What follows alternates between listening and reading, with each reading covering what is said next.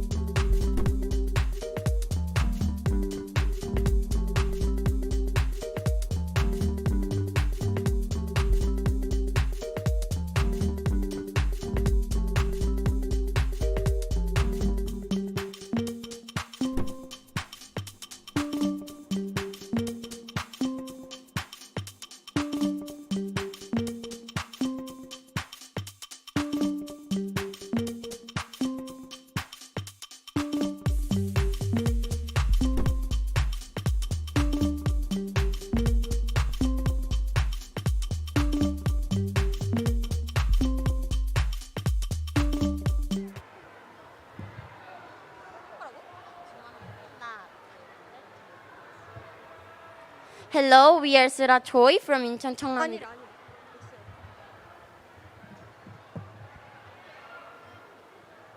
아직 안 일어났네.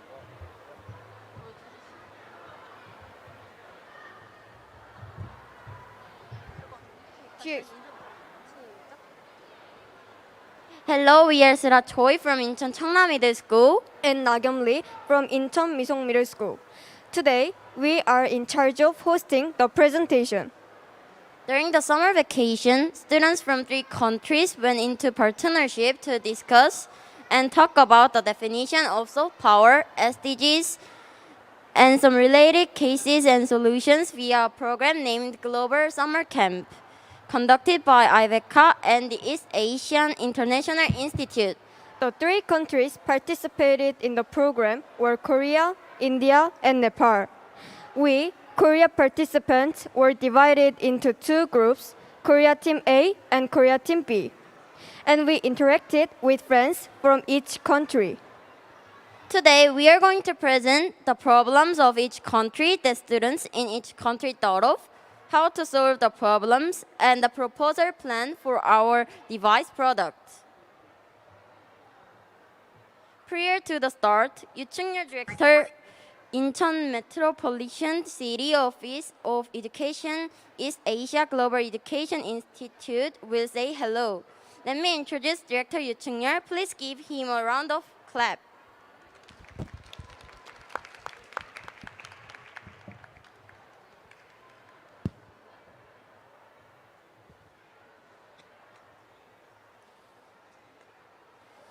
안녕하십니까. 인천광역시 교육청 동아시아 국제교육원 원장 유충열입니다. 헬로, 나마스테. 2022 세계를 품은 인천교육 한마당 상개국 청소년 학술 포럼에 참석해 주신 학생, 교사, 학부모님 그리고 시민 여러분 대단히 반갑습니다. 지금 온라인으로 참석하신 인도, 네팔 학생 그리고 교사 그리고 해외 저명하신 패널 분들께 감사의 말씀을 드립니다.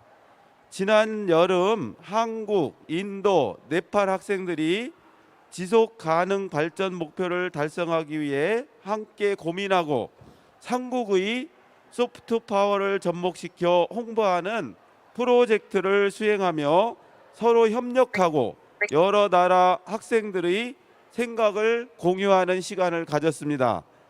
우리 인천교육은 학생 성공 시대를 이끌기 위한 새로운 도전과 시도를 학생들에게 지속적인 기회를 제공할 것을 약속드립니다. 인천을 품고 세계로 나가는 글로벌 시민이 되는 그 작은 발걸음을 내딛는 이 행사에서 여러분들이 만들어낸 다양한 색깔과 다양한 소리가 조화를 이루어 성장할 수 있기를 응원합니다. 감사합니다. 땡큐.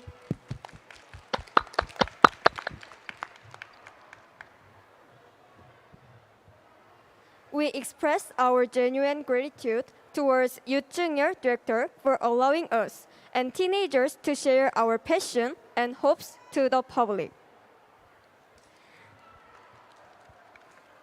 And about the forum, if you leave any question during academic forum, we will answer it after the presentation. Okay, now we will begin the International Academic Forum with 3 countries, South Korea, India, and Nepal.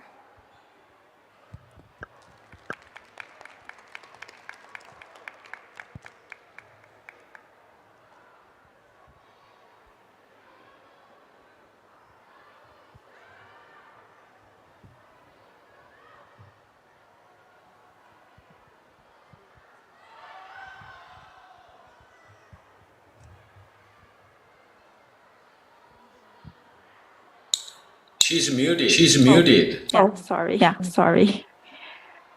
Thank you, everyone. Welcome to the IVECA Global Virtual Roundtable in partnership with IGI. If you are joining us from YouTube, please feel free to use the comment section to ask any questions. So now it's my pleasure to introduce our moderator, Dr. Eunhee Jung. She is the founder and president of IVECA International Virtual Schooling that is based in New York and also CEO of IVECA Korea. Dr. Jung, the floor is yours. Hi everyone. It is my great honor to be here with you all and with the distinguished speakers and students, wonderful students, and Incheon Office of Education, East Asia Global Education Institute. Thank you so much for providing this opportunity for us all. So now I would like to start this session by introducing our program that has been delivered by our distinguished Ambassador Hisham El-Naki. So let me briefly talk about it. Although the students spoke about our summer camp program. During the summer camp, the course name was Public Diplomacy in Modern Era, promoting soft power for humanity. It was a two-week intensive course during the summer. During the time, our Ambassador, His Excellency Ambassador Hisham El-Naki provided lecture on public diplomacy. And as an outcome, students of students from India, Korea, Nepal come up with soft power they can help achieve SDGs. So we are here to learn about it more. Before that, we are going to also have our experts who can talk about all these important themes. So all our global virtual roundtable key questions start about this.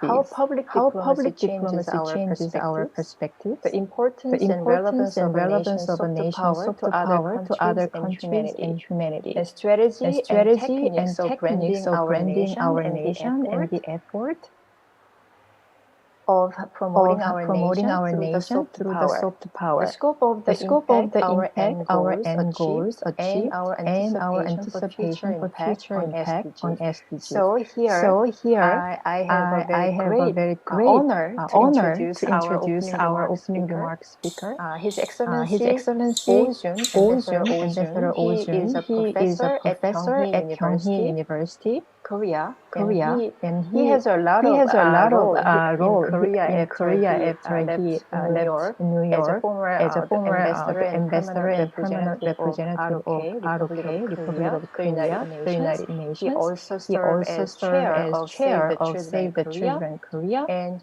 he is president of the Korea Council of Children's Organizations since 2021. While he was serving as an ambassador in New York, he also was appointed as the president of the United Nations Economic and Social Council and as president of the Conference of State Parties to the Convention on the Rights of Persons with Disabilities in 2015 and 2016. There are much more about his achievement and his contribution to making the better world, as you can see. For now, I will make it short, but you can see his detailed bio from your brochure. So here he is. I have such an honor to have him here.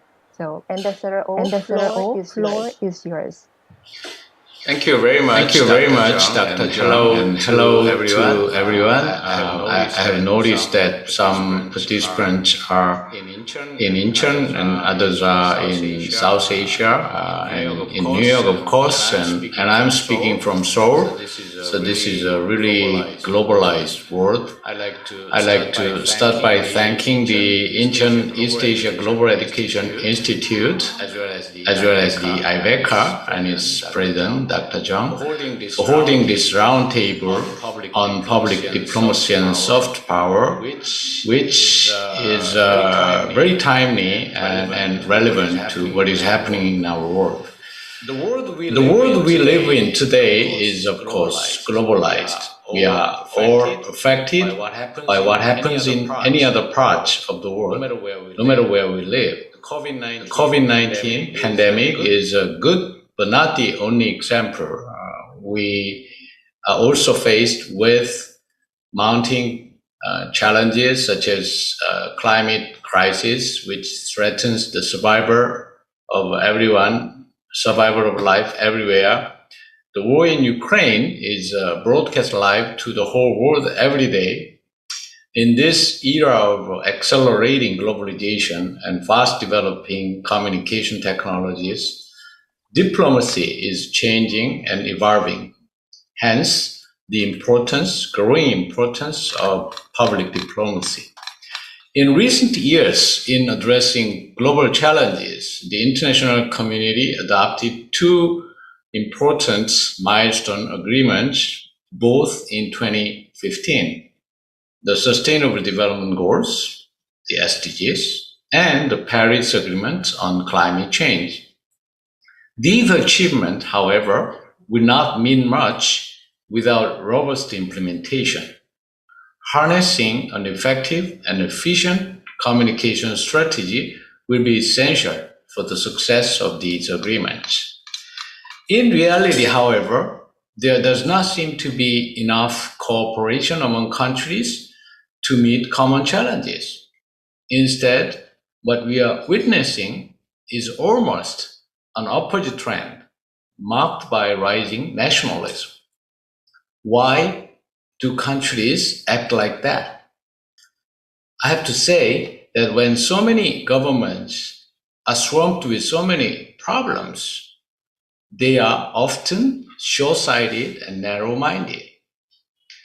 I'm describing them as being short-sighted because I believe if we look into the future, we can see better and realize what is more important for all of us after all.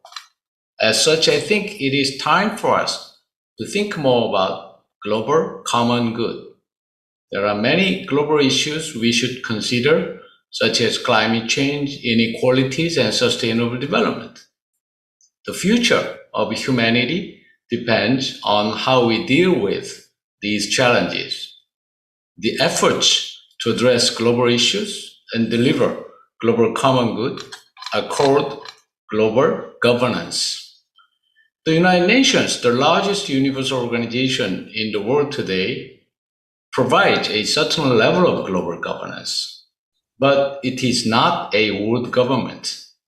The United Nations can provide global governance only as much as member states agree to allow it.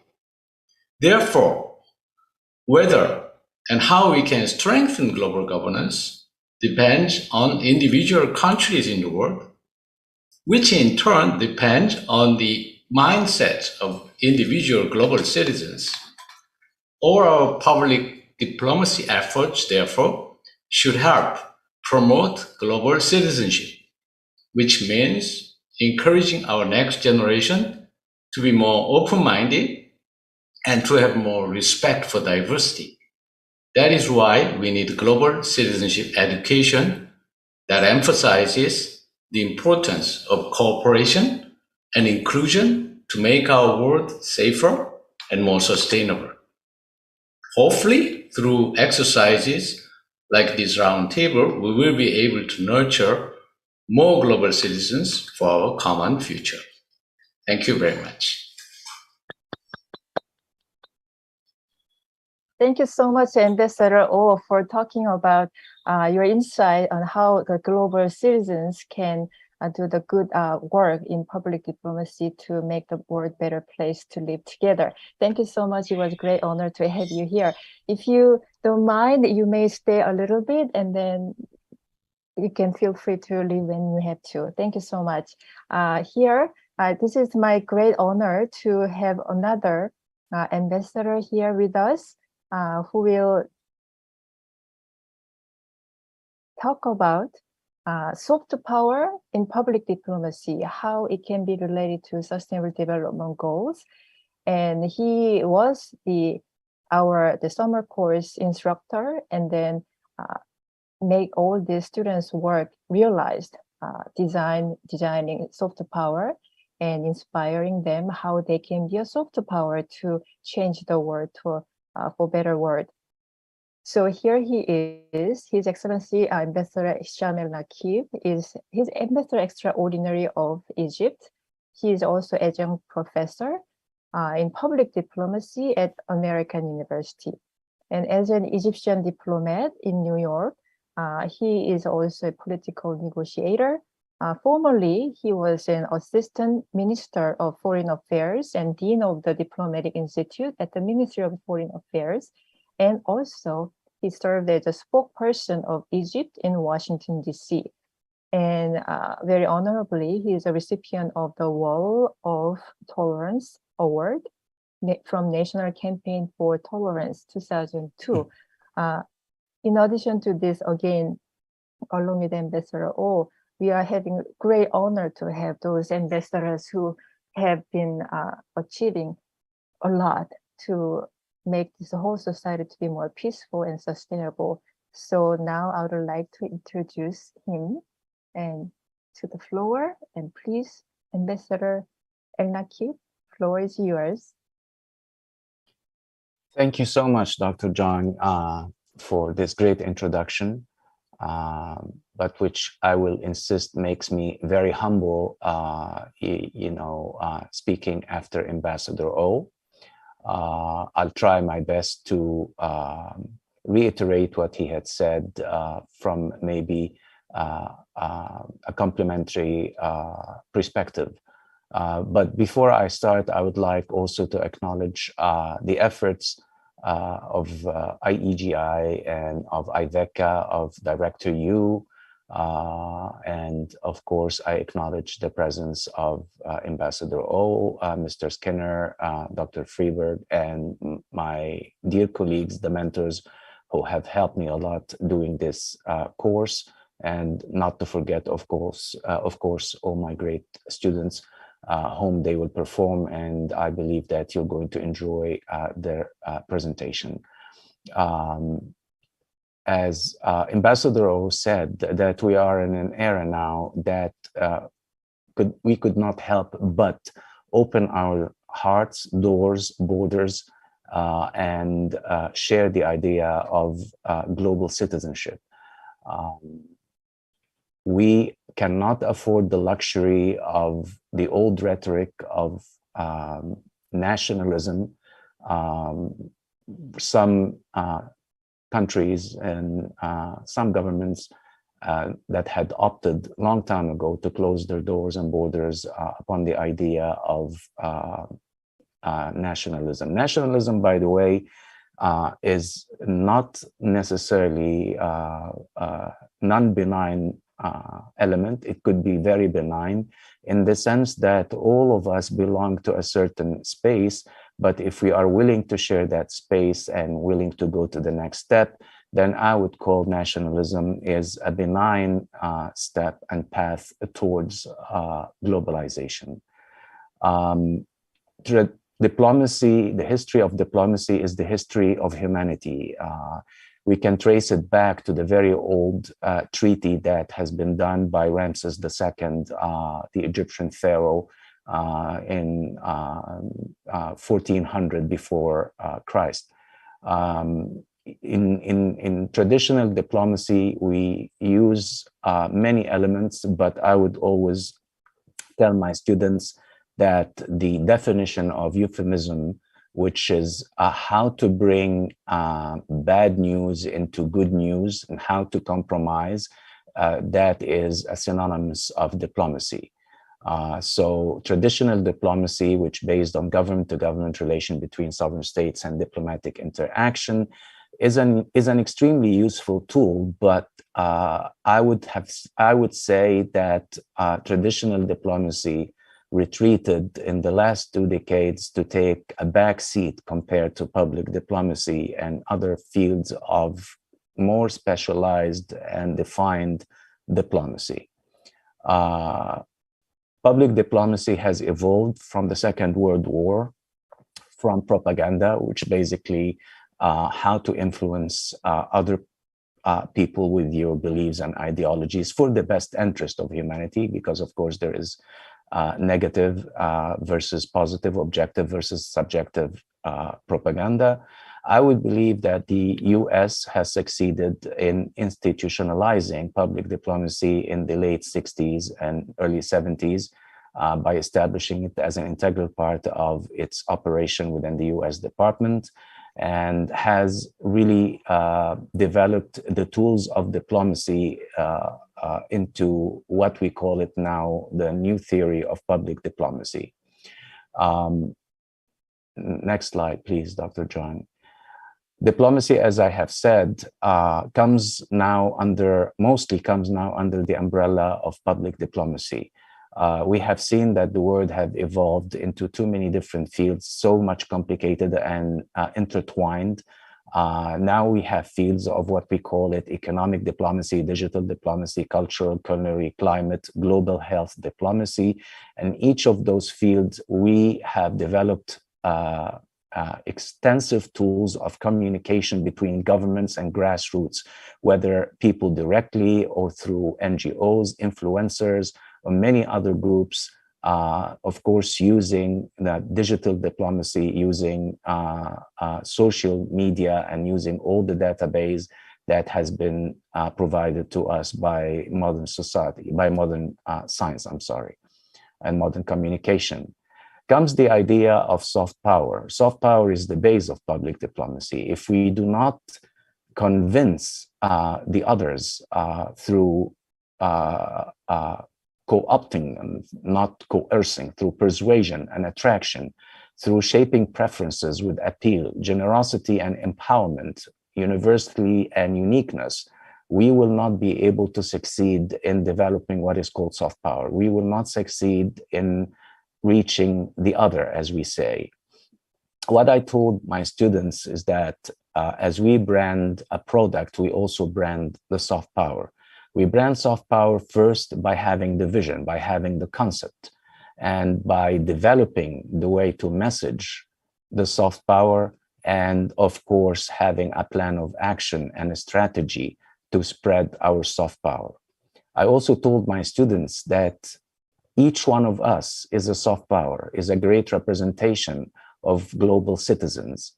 So soft power is not only an exclusive element of a country or a community, it could be also an individual who is willing to share and who is willing to serve humanity.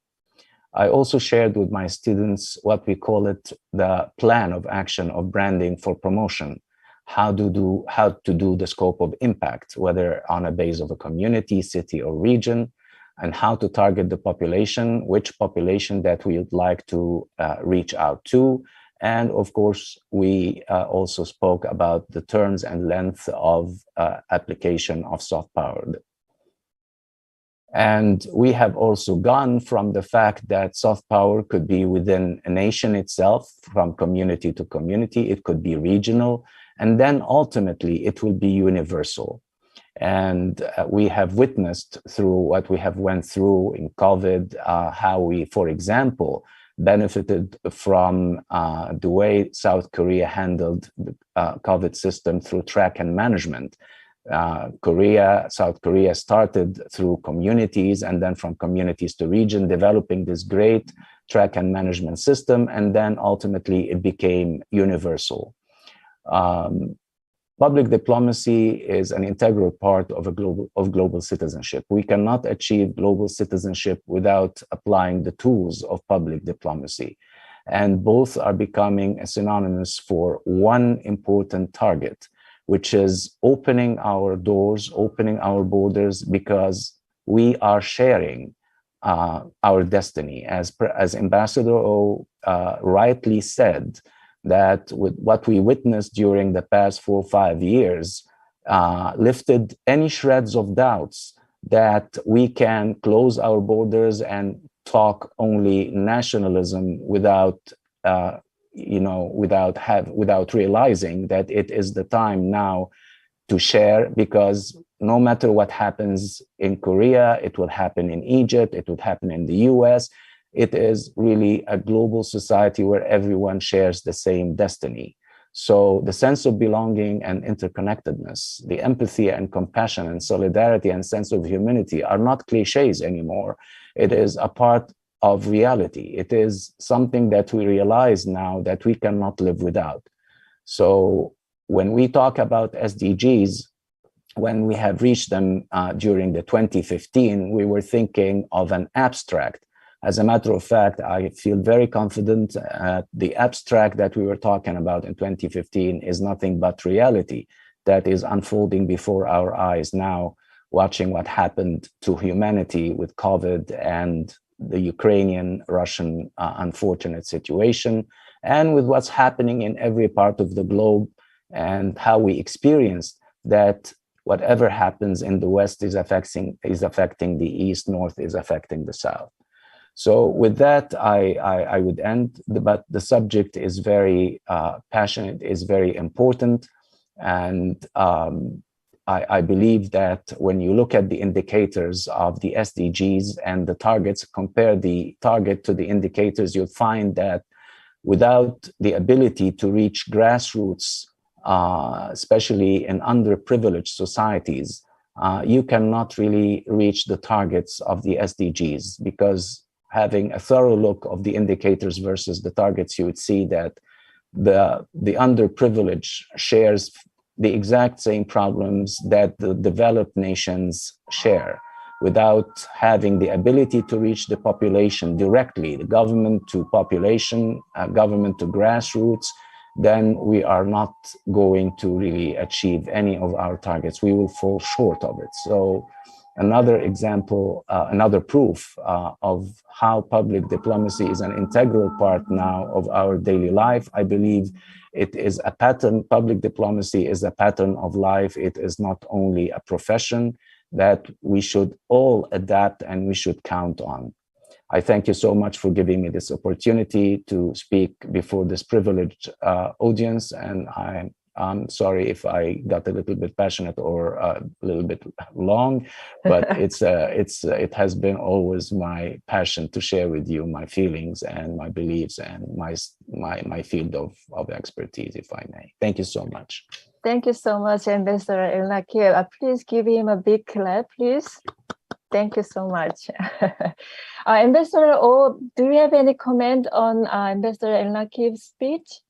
Maybe? Not really. I'm very impressed by his presentation. I fully agree with what he has, spoken to us. And I think I think that will definitely be of great help and inspiration for students who are gathered here. I have to apologize in advance that I have to leave in 10 minutes due to a conflict of schedule. Thank you. Thank you so much, Ambassador O and Ambassador El-Nakib. Thank you so much. Oh, Ambassador El-Nakib would like to make, okay. Ambassador O, I'm really privileged, of getting to meet with you virtually, and I hope that since we share the exact same passion, that whenever you are in New York, please don't forget to, give me a call or something. I would like to meet with you and exchange some intellectual common grounds, and it's really a privilege for me that you have waited and listened to me. Thank you so much. Thank you. By all means, we'll meet. Thank you. Thank you so much. How honorable we are having these two distinguished ambassadors sharing their insight and knowledge. Thank you so much, ambassadors. Now, let me have a pleasure to introduce our next speaker.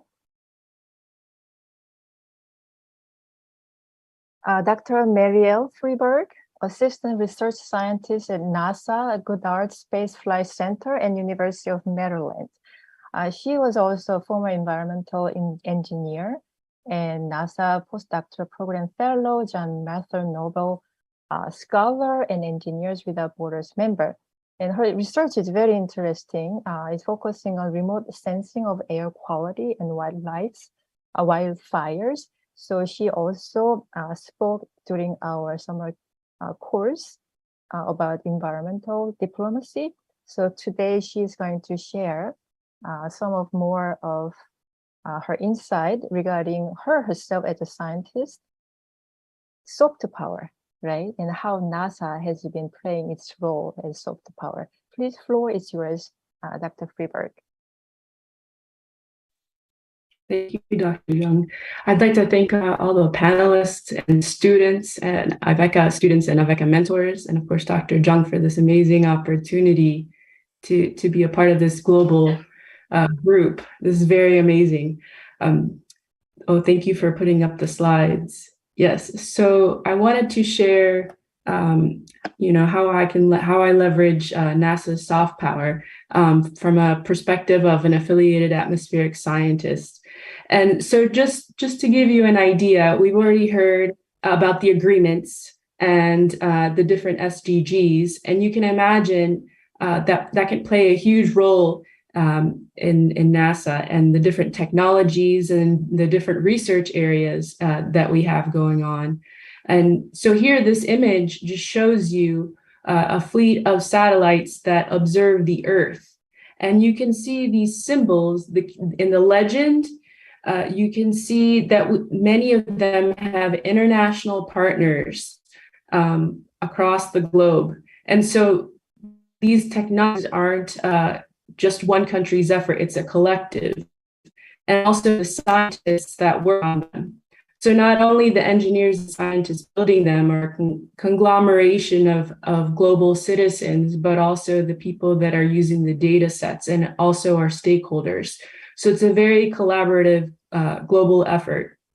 Also, it's important to note that we have also different applied sciences that we focus on in the next slide that I'll show you.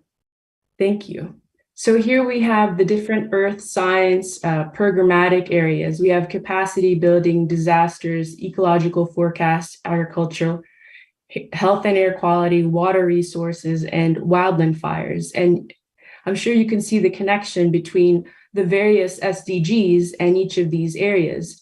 And so where the soft power comes in is getting to know our stakeholders, communicating with our stakeholders, getting to know their needs.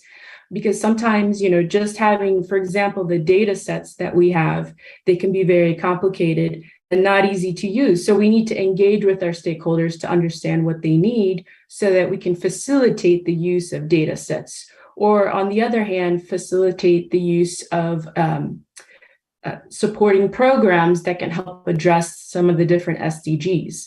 And so you can imagine there's bottom up and top down approaches where the SDGs and applied sciences interlink. And so I've been very fortunate through IVECA to talk about, for example, air quality and wildland fires to you. And I've also been able to study disasters and wildfires in my research and collaborate with interdisciplinary scientists in health and air quality using air quality data sets. I've also been able to work with vector-borne diseases and support some of my colleagues in using satellite data so that they can improve how they deal with, let's say, malaria or chikungunya disease. And so those are some of the ways that I've been able to use soft power as a scientist, is through communication and working with different cultures. Thank you. Well, thank you so much, Dr. Freeberg. Always, we are learning a lot about science from you. We wish we could have more time to hear more of your experience. So for now, let me have a pleasure to introduce next speaker.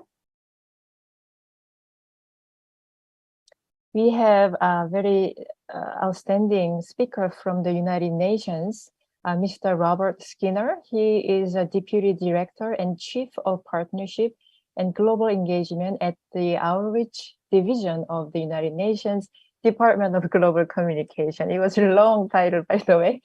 Mr. Skinner served as working in a very diverse offices of the United Nations, including as executive director, the UN Office for Partnership in New York, and the UN Information Center in DC, Washington, DC, and the NY office, New York office of the UN Foundation.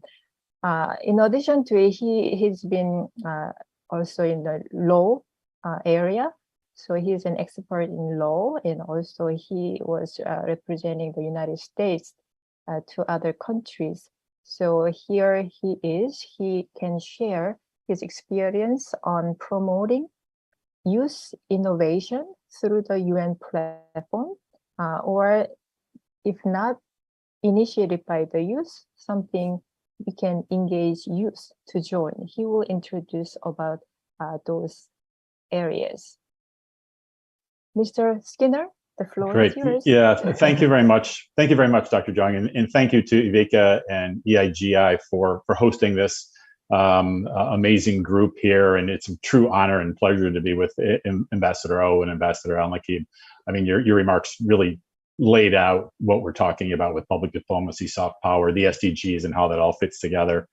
And Dr. Freeberg, it's not often that I get to follow a NASA atmospheric scientist when I'm speaking. So it's a real pleasure to know that that you're thinking about these things from the science perspective. That's a very big part of what we're doing at the United Nations with our communications effort, is trying to get evidence, factual, science-based information out to public as we try and take on all these issues. But most of all, I would really love to thank all the students, and I can't wait to hear and see the presentations. I mean, it's amazing that you spent parts of your summer looking at the SDGs and soft power and public diplomacy, and it's excellent to be with you. I'm really happy to be here with you. I always start with the Sustainable Development Goals, the SDGs. I mean, Ambassadors O and Al-Nakib have kind of laid out the goals. I'm sure all the students have heard a bit about the goals. But what I find amazing about the goals since they were adopted in 2015 is how they have truly become what we at the UN hoped they would be. And that is a common language and a common roadmap, if you will, to talk about what could seem to be very complicated issues. And there are 17 goals. I often get asked, why are there so many goals? And the reason is because they're all incredibly important. We need to take them all on together. And also they all fit together. You can't really talk about them as separate. If we're going to tackle poverty, we have to tackle climate. If we're going to take on, and make sure we have quality education, we have to make sure we have no hunger, because students don't learn if they're hungry in school. So those are just a couple examples of how they connect and fit together. And so as we've worked with different kinds of groups that are part of the effort to achieve the goals, we found one group that is particularly passionate, enthusiastic, and interested in them, and that is young people. And a lot of the ideas that we have around communicating about the SDGs and getting others to relate to them are coming from young people. And that's why I'm so much looking forward to hearing from all of you shortly. Both the ambassadors mentioned COVID-19, which really set us back on the SDGs. And we at the UN had to figure out how to communicate about COVID, because there was so much misinformation, disinformation, non-factual information about what was happening with COVID, particularly when it started. So what we started at the United Nations was the Verified Initiative. And the Parakada Uma is just something that has grown out of the Verified Initiative. So I want to focus more on the Verified and the COVID fight than the particular campaign that's up on the screen right now. But so what we did with the Verified Initiative is we knew we needed everybody everywhere to try and take on this fight around keeping people healthy around COVID, getting to take the precautions necessary, the wearing masks, washing hands, sanitizing, keeping distance. And then once we had vaccines, getting people to take the vaccines, because there were a lot of basically lies and misinformation about what we needed to do and about the vaccines. So using the analytics, and that's the part of what we can do with public diplomacy, is see what's actually working by using data and analytics to see what messaging works. We found that some of the most effective messengers around stopping the spread of COVID and getting people to take vaccines were young people who were talking to their parents and their grandparents and their communities about the importance of taking the vaccines. And in fact, we started campaigns in South Africa and Kenya, to name two countries, where we actually had young people lead by spreading the messages that they were using to get their friends, families, colleagues to take up the vaccine. And we let them take the factual messaging that we were producing from the United Nations system, primarily from the World Health Organization, WHO, and said, tell us how to do this so that we can get more people vaccinated by you telling us what we should say, or saying it how you would say it. And it was incredibly effective, and more effective than even like global celebrities that are often used in campaigns like this. They were not getting credit or not being credited as being accurate and factual, that local people in local communities, sometimes local celebrities, but sometimes not, just young people that were able to influence the people around them to take it on. And basically at the UN, we try and drive messaging, but in this case, we let it go and provided freedom to let the young people drive the messaging. And I think that was a huge outcome for us with the Verified initiative and the success that we found in reaching communities around how to battle the COVID-19 pandemic. And so thinking along those lines, as we started coming out of the pandemic, we said, we need to get new momentum on the Sustainable Development Goals. We need to talk about the SDGs so we can get back on the road to achieving them by 2030. And how are we going to reach people where they are? Because I think we have the people that follow the UN, but we know not that many people are paying attention to the United Nations every day. We wish they would, but we know they don't.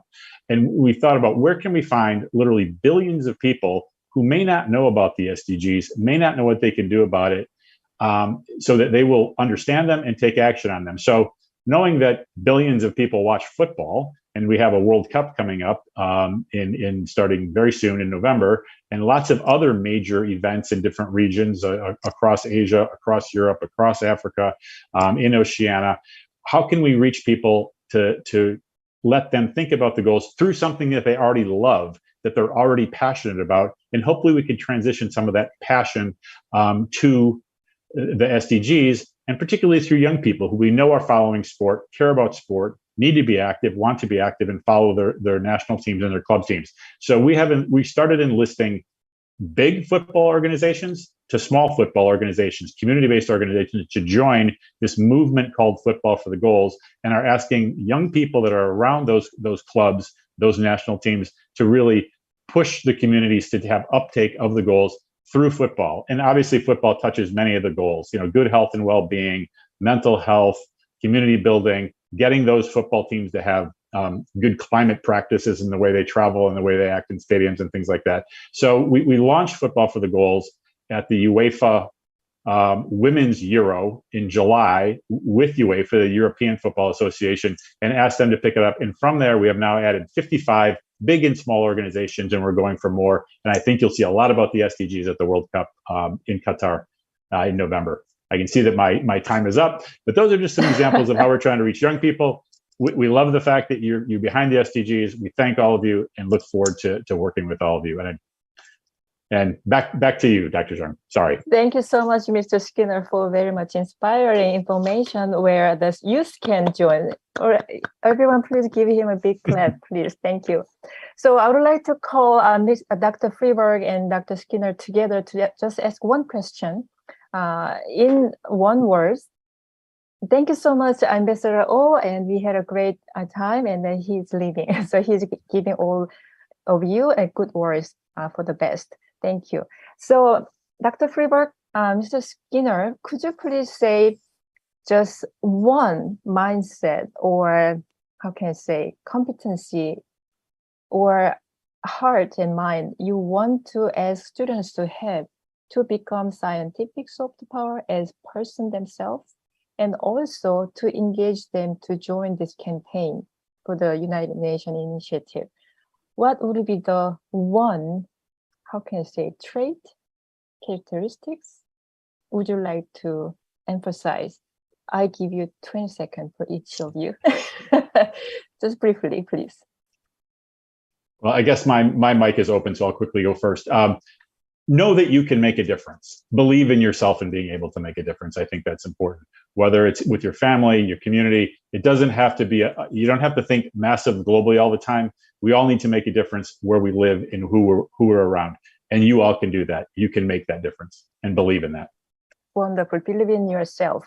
Thank you so much. Dr. Freeberg? Yeah, I'd like to build on Mr. Skinner's idea. I'd like to add grit.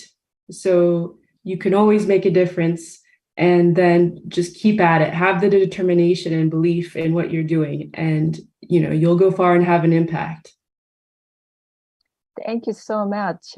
So everyone was emphasizing on believing in yourself, and then you will be a soft power to make things happen. I think it reminds me of Ambassador Elna Kiev's emphasis from the course, saying people are yourself are the soft power. Thank you so much. Everyone, please give them a big clap. Thank you so much. And now let me have a pleasure to introduce our student panelist team. They're going to present their work finally. All right, so here we go. First, student presentation will start from Korea team A. Please, IGI in Incheon, please be ready. Camera is going to you. So here it is. When you are ready, please start presenting. Go ahead. Please give them big clap. Hello everyone, this is GUO Giyeon Jang, and here to promote our very own soft power.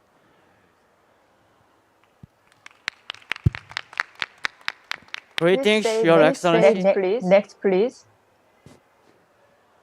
Greetings, Your Excellencies, distinguished guests, ladies and gentlemen. This is Team A, and we are so happy to introduce our very own soft power to all of you here. Next slide, please. To give you an idea about our approach, initially, our target was to deal with climate change. However, later we expanded to this Sustainable Development Goal number 8, 9, 12, 13, 14, 15, and even 3. How is it even possible? Next slide, please. Most of us were concerned about climate change and urgent issue within our country and worldwide. Therefore, we decided to make some change through our influence on the matter. Next slide, please. One of the biggest problems was the plastic as pollutants. They are harder to dissolve, harder to recycle, and harder to reuse. This makes the natural plastic harmful for the environment, accumulating the damage that also makes it far from having sustainability. Next slide, please. Plastic life cycle generates pollution due to its dispersal, reason being converted to plastic, and through fast fuel extraction to resin production as well. There are 1,781 megatons of carbon dioxide emission globally. Plastic life cycle. Next slide, please. Plastic dispersal is not alien to human health as well. Leakage happening in every stage of production, manufacture, use, and dispersal lead to pollutants flowing into our river and ocean. The smaller scale of microplastic is consumed by fish and again by human, accumulating within our body. Next slide, please. We turn our eye into packaging. Packaging accounts for nearly 14% of plastic waste. In the year of 2015, methods like insulation, landfill is also harmful to the environment. Plastic take 20 to 500 years to dissolve on land. And when we insulate them, air is also polluted. Therefore, we want to concentrate on packaging innovation to promote zero waste and degradable waste. Next slide, please. Our solution was to create packaging innovation. We took a journal to find our very own decomposable packaging that is built with our very own Korean innovation. Local business in Korea Samda's effort to abandon the vinyl label aiming for environment friendlier has inspired us to take a local idea to be universally applied. We thought that such vinyl-free characteristic with the engraved logo could definitely become the next Coca-Cola bottle, the next Pepsi bottle as well. We didn't stop here, want to develop further with the packaging innovation. Products that generate less chemical in the production process so that people can participate in solving climate change problem. We have finally found what we're looking for within Korea. Maritime resource bioplastic. They are specifically made out of seaweed. The technology has been developed by our very own Korean Ministry of Ocean and Fisheries. Now I will pass it over to Giyeon, where he can better explain to us about the product and our very own brand of soft power. This is our logo and we named it Gamgon Initiative. Before I explain the logo, I will tell you about our national flag. The meaning of the marks on all sides of the Korean flag are visible on the screen. The lower right gun means land. The upper right gun means water. As you can see, there is a mark in the middle of our logo that means water. And since we are going to design it using a maritime resource bioplastic bottle, we combined gum and bottle, which contains the spirit of SDGs to respond to climate change. There is a recycling mark on the side, which indicates that our products are recyclable in the center of the Korean flag. Now, how can we apply this to product design? We will stop using the vinyl cover and add our logo to ensure that the bottle is fully biodegradable. With this starting to be applied in local, regional, and even multinational companies, our goal is to standardize the bottle production into biodegradable plastics. Next slide, please. The initial target population consists of Korean companies. Then gradually, we will expand worldwide where our product will be universally adopted by companies and their consumers. This would mean our local Korean product will have soft power with our branding. Additionally, we wish to collaborate with government and regional agencies including the KOICA, ASEAN, and SAARC. Our potential agencies include the United Nations Global Compact and their Global Environment Facility. We also propose to promote the Gamgon bottle at international climate change and innovation conferences, where various companies and government officials will also be present. Next slide, please. Next slide. We also provided the timeline with realistic expectations. We have divided our goals into short-term and long-term goals. In the short term, the technology is planned to be implemented until 2026. Furthermore, we would like to set the plastic replacement with Gamgon initiative worldwide to be first set into the 2030 goal among multinational companies on net zero goal, where 50% of their production will be replaced by biodegradable plastics. Year 2040 aims for a 100% net zero bottle. Next slide, please. Understanding innovation of packaging plastic enabled us realizing that this is not only about our environment. This is about future jobs and human well-being, where every aspect of life is related to the deeply rooted production and use of plastics. There will be new jobs needed and a production line designed for this new green innovation that suggests the path of sustainable development. With great hopes to make that positive influence through our very own Korean soft power, we hope to see a brighter and cleaner future with our Gamgon bottle. Thank you very much. Well, thank you so much. Please give them a big clap, please. Thank you so much. I can see your presentation became more sophisticated and very specified. I cannot wait to see all your impacts soon. So now I have a pleasure to introduce our Indian team. Please be ready. And once you see your presentation, please go ahead. And while you are presenting, our panelists will collect some questions, and the question will be delivered after this event is over. Okay, Indian team, please. Annyeong and namaste everyone present here. It's a great honor for us to present our idea in front of you all. So the soft power team India has chosen is Ayurveda, and the name of our brand is Arogya.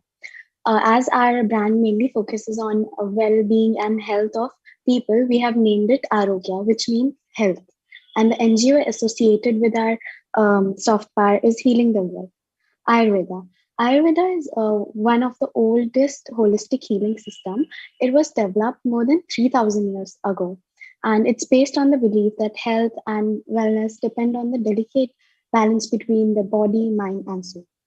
So our logo, according to our Ayurveda, 5 elements make up the universe, which is Vayu means air, Jal means water, Akash means space, Teja means fire, and Prithvi means earth. We have inserted all these in our logo. Our NGO Healing the World targets getting our products to the deprived. The rural population often suffers with a number of chronic diseases due to lack of proper facilities available to them. Healing the World has helped us reach to people who cannot seek treatment due to their poor financial conditions. We, through our official website, source funds via common people living in urban areas who are willing to provide for a better health of our planet and the people living on it. The audience that we target are the less aware and the underprivileged people in our country for the motive of betterment of their health by providing them with therapies like fumigation and whatnot. So if we compare Ayurveda with different medicinal sciences like Unani and Siddha, which are also natural science, medicinal sciences. So Ayurveda deals with more chronic diseases as well as it has therapies and different acupressure techniques. Homeopathy and allopathy, which are famous worldwide, can be also compared to Ayurveda in terms of side effects, as Ayurveda has no side effects and it is more affordable to different sections of society. Scientific background and cultural significance. Ayurveda has been scientifically identified as an alternative for allopathy, and culturally it is very important for us Indians because it was originated in India, and because it is natural, it has no side effects. And Indians follow the principles of Ayurveda in their daily lives, like use eating certain fruits and vegetables to prevent certain diseases. In fact, using spices in Indian food has Ayurvedic benefits itself. Apart from this, Ayurveda has therapeutic benefits as well. Next slide. Why our brand is unique. Staying fit and healthy is something that everyone would like to do, and there are many different ways to do it. The main goal of our brand is to promote good health via balance between mind, body, and spirit. Our brand is unique as we have not only used chemical-free ways to grow the herbs, but we have also introduced new techniques of different therapy which will be done by natural herbs and natural ingredients. These herbs and natural ingredients are also used for beauty purpose. Global acceptance. Since care for health has become the priority of the majority of population around the globe, Ayurveda is one of the best alternatives to be adopted for a healthy life. People are more health conscious these days and demand for organic and chemical-free ways to live a better life. We are creating a strong and positive perception of our soft power and the product Arogya in our customers' mind. Our brand is an experience that offers something beyond tangible product. We use this experience along with other factors to better position ourselves in the crowded market. Brand loyalty, brand awareness, communication, brand influence, and brand personality are the secrets for creating the trust among our customers, along with health diplomacy, digital diplomacy, public diplomacy, advertisement, and social media. As you can see in the first picture, India conducted a healthcare expo of their best Indian healthcare in the year 2019. And lastly, in the slide, it's shown that we globally connected from the people by various digital methods, whether it be through the social media or advertisement through digital diplomacy. Promotion of soft power. We want to make India as helping nation as till now India has a great foreign policy. First, we will promote in various states of our own country, then Asian countries, and then we'll do it globally. Online sessions regarding Ayurvedic therapies and medicines will be provided. We will be also promoting this through online advertisements and Bollywood. Our actor and actresses like Priyanka Chopra, Akshay Kumar, and Shilpa Sethi can promote our Ayurvedic products. Now, impact of Ayurveda. Through our model, we are trying to provide fit and healthy life. Use of Ayurvedic medicines and treatments can be impactful on individuals' health and well-being and will help to accomplish SDG 3 as everyone want to have a healthy life. Establishment of NGO will create job opportunities and then it will lead to decent work and people will have jobs. and income will also increase. So the economy of our country will also be increased and will have to accomplish SDG 8. Our NGO also focuses on providing our products at minimal cost or free to people who are underprivileged. Also, by creating job opportunities, employment will increase. If employment will increase, poverty will decrease. In this way, we will able to accomplish SDG number 1, that is no poverty. Well, thank you so much for India for presentation, and then we'd like to have IGI to speak about the middle school students' presentation. But in the meantime, we can just talk about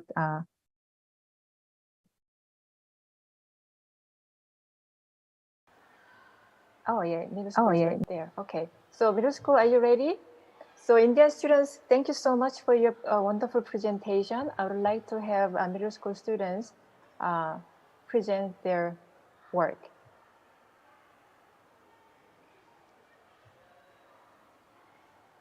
Okay, ready? Please go ahead. Hello, esteemed guests. We are now going to start Korean Team B's presentation. The presentation title is Activating the Tumblr Culture at Tumblr. Next, please. First, it is essential to understand what an NGO is. So, what is an NGO? NGO is a non-governmental organization that aims to promote human values and solve various social problems, not to seek power or profit. We, our Tumblr, is an NGO striving to combat climate change. Our main goal is to put into action SDG 13, climate action, as well as SDG 8, 13, and 15 by spreading the Tumblr culture. Tumblr culture is a keyword for us, and our primary goal is to assimilate the use of tumblers in our culture. So, how can we achieve it? We can collaborate with companies that use local resources or eco-friendly materials to make tumblers. We can also help countries which have those resources to make their own unique tumblers by sharing innovative technologies. Next, please. There are lots of local useful resources in the world. We can recycle used coffee grounds, seashells, and clay. First, we can recycle coffee grounds to use building materials. It's possible to make artificial marbles using marble texture using coffee grounds. It finds dust absorption and carbon dioxide are reduced. Second, we can use seashells as concrete. Concrete called tabby was used like concrete, burning seashells and oxidized to make lime. Then mixing them with materials such as sand and water and stacking them. Lastly, we can use clay as ceramic ware. It's made by natural ingredients, so it's harmless to human body. When it's broken, we can make it into clay again. Look, next slide, please. Local resources can get everywhere. Developed countries deliver to developing countries. Local resources are worldwide connection. Next slide, please. Now we are going to talk about the current situation on plastic use in the world. In fact, we throw away about 2.5 million plastic bottles every hour, which is throwing away about 700 plastic bottles every second. To make matters worse, each one of them takes an average of 450 years to decompose, as you can see in the picture below. However, only 9% of the plastics are recycled globally, which means reduction is the best way to solve the plastic waste problem. Next, please. It's not only case of Tumblr. Ministry of Environment expects if the coffee ground project is established, not only getting the environment protect effective from reducing household waste, but also decreasing about 48,000 tons greenhouse gases that result from incineration and reclamation. Also, second expected local resource is mud. Mud tumblers isn't widely known to many people, but I expect it can be famous product to solve plastic problem. And actually, similar item with mud tumbler is mug. The mugs which are more common than mud tumbler are insist many types of materials. There is a mug made from mud. With same ingredient, we can promote both of them with same purpose. Next, please. Now we're going to talk about branding. Next slide, please. We designed our logo to promote our project. Our logo name is Art Tumbler. It is a combination of art and tumbler. It has multiple meanings. First of all, our project is global, and also we can save the art through this project. On the top of the tumbler, you can see red and blue colors. It means this project is started from South Korea. The tumbler is filled with the earth, and it expresses the objective of our logo. Our slogan is "We're tired of plastic." It promotes people not to use plastic anymore. Next slide, please. And these are the leading South Korean companies.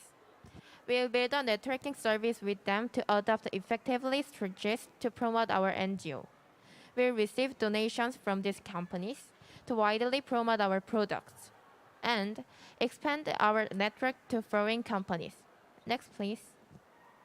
I will introduce the effective techniques for branding soft power. I argue that since Korea has a soft power that spreads news and information quickly, so I wanted to use it to promote our NGO. We made some posters and cards using our NGO's logos. I think that posters able to promote people to use the Tumblr, and also the cards have an information on it, so people can know more about it. Next slide, please. Thus, if you look at the number on the card, 010 is the number which Korean use, 2017 is the number expresses the year at which the temperature of the earth began to rise 10%, and 2026 is same as the number which the temperature will reach to rise 50%. Then it can record people the rising temperature caused by the climate change with our current number. Next slide, please.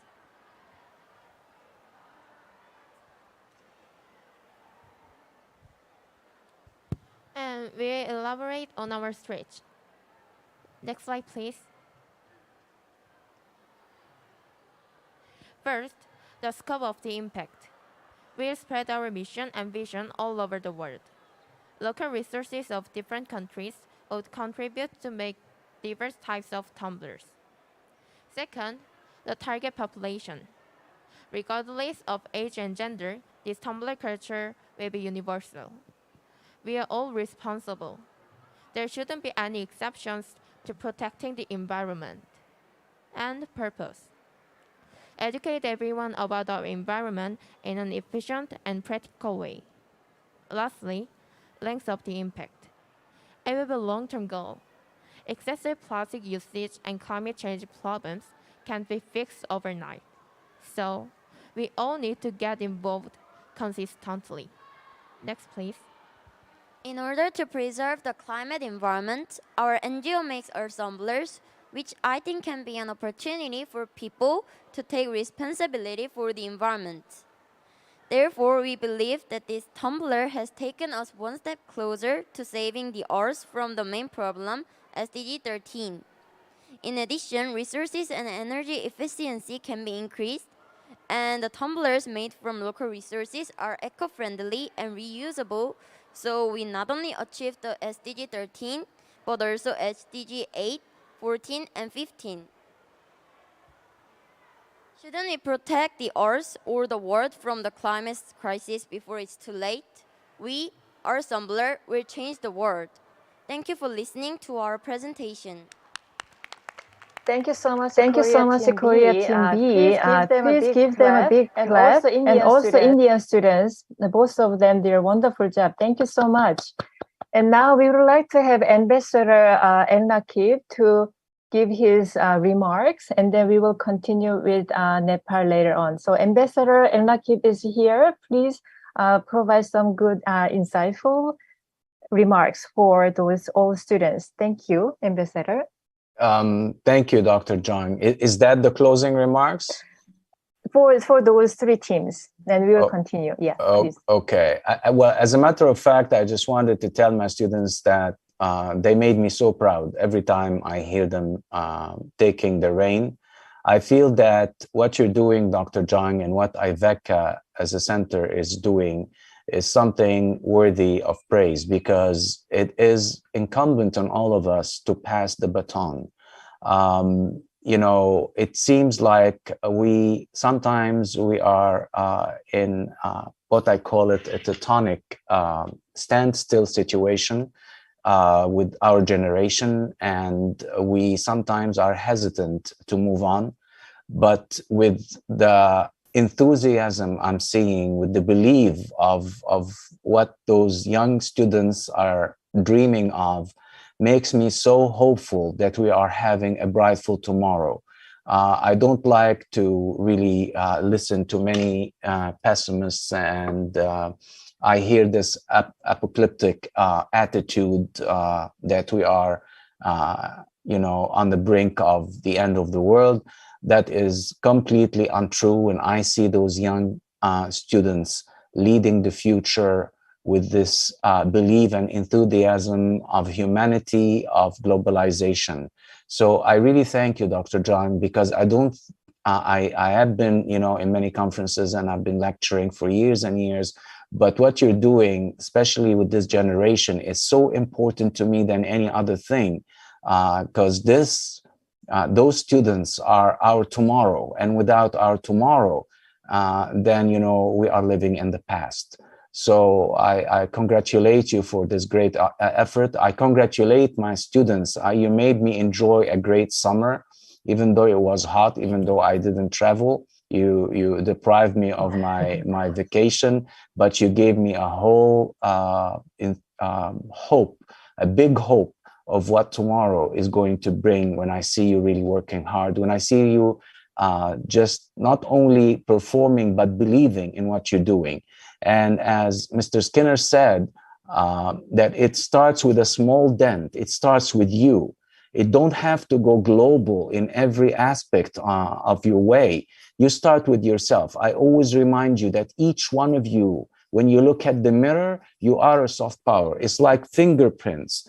You know, fingerprints are so unique. So each one of you is unique, and each one of you is a soft power, and each one of you is an ambassador for tomorrow.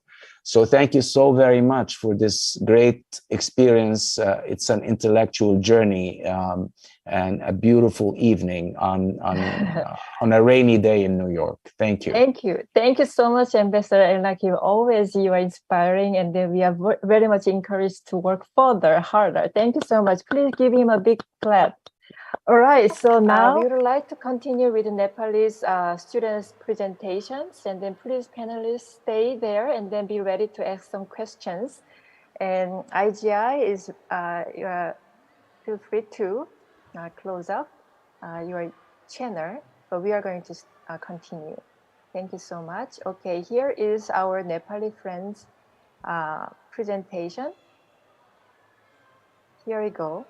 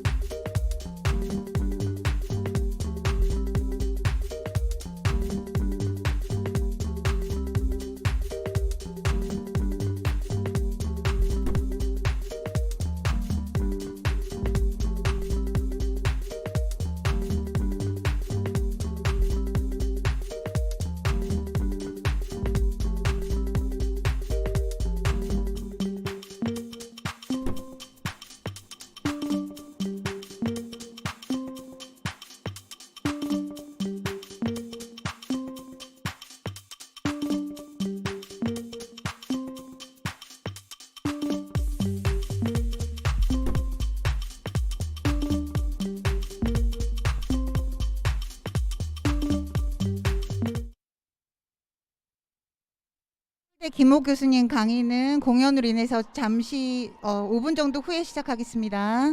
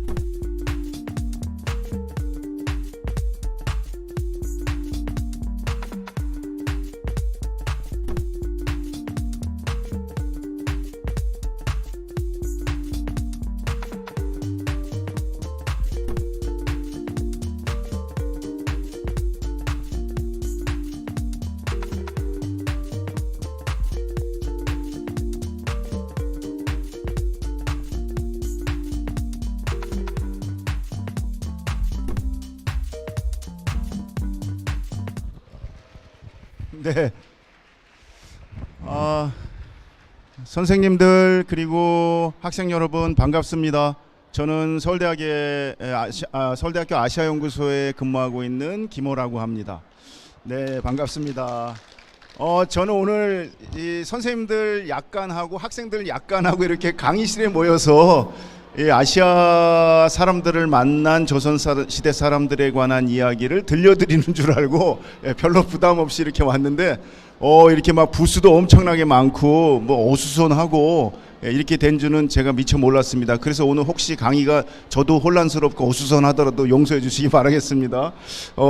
저는 원래 한국사가 제 주 전공이고요. 조선시대사가 제 주 공부하고 있는 분야입니다. 조선시대를 지금은 대개 막 유학 때문에 나라가 망하고 고리타분한 논쟁하다가 나라가 망하고 뭐 이런 약간 부정적인 느낌으로 이렇게 주로 조선시대를 생각하시는 분들이 많아서 그렇게 나약하고 문제가 많고 그런 나라가 500년을 갈 수는 없거든요. 이제 그래서 그런 500년 동안 조선이라고 하는 나라가 어떻게 유지되고 또 주변 사람들, 주변 나라들과 어떻게 잘 협력하면서 이렇게 살아왔는지 이제 그런 것들을 조금 밝혀서 오늘 보여드리려고 하고 있었고, 사실은 선생님들이 많이 오시는 걸로 제가 생각을 해서 선생님들께 자료를 좀 제공해 드린다 하는 차원에서 오늘 PPT가 문자가 굉장히 많거든요. 그림이 전혀 없이.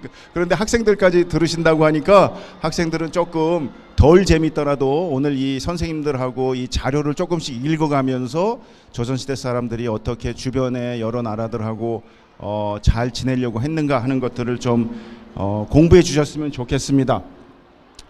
조선이 중국과의 관계를 맺는 건 너무나 잘 알고 계셔서 그거는 뭐 제가 말씀드리지 않아도 다들 아실 것 같고, 제가 오늘 말씀드리려고 하는 거는 조선이 저 멀리 아시아에 있는 베트남 사람들하고도 북경에서 만나서 오랫동안 친교를 유지해 왔다고 하는 그 얘기를 조금 중심으로 해서 말씀드리려고 하고 있어요.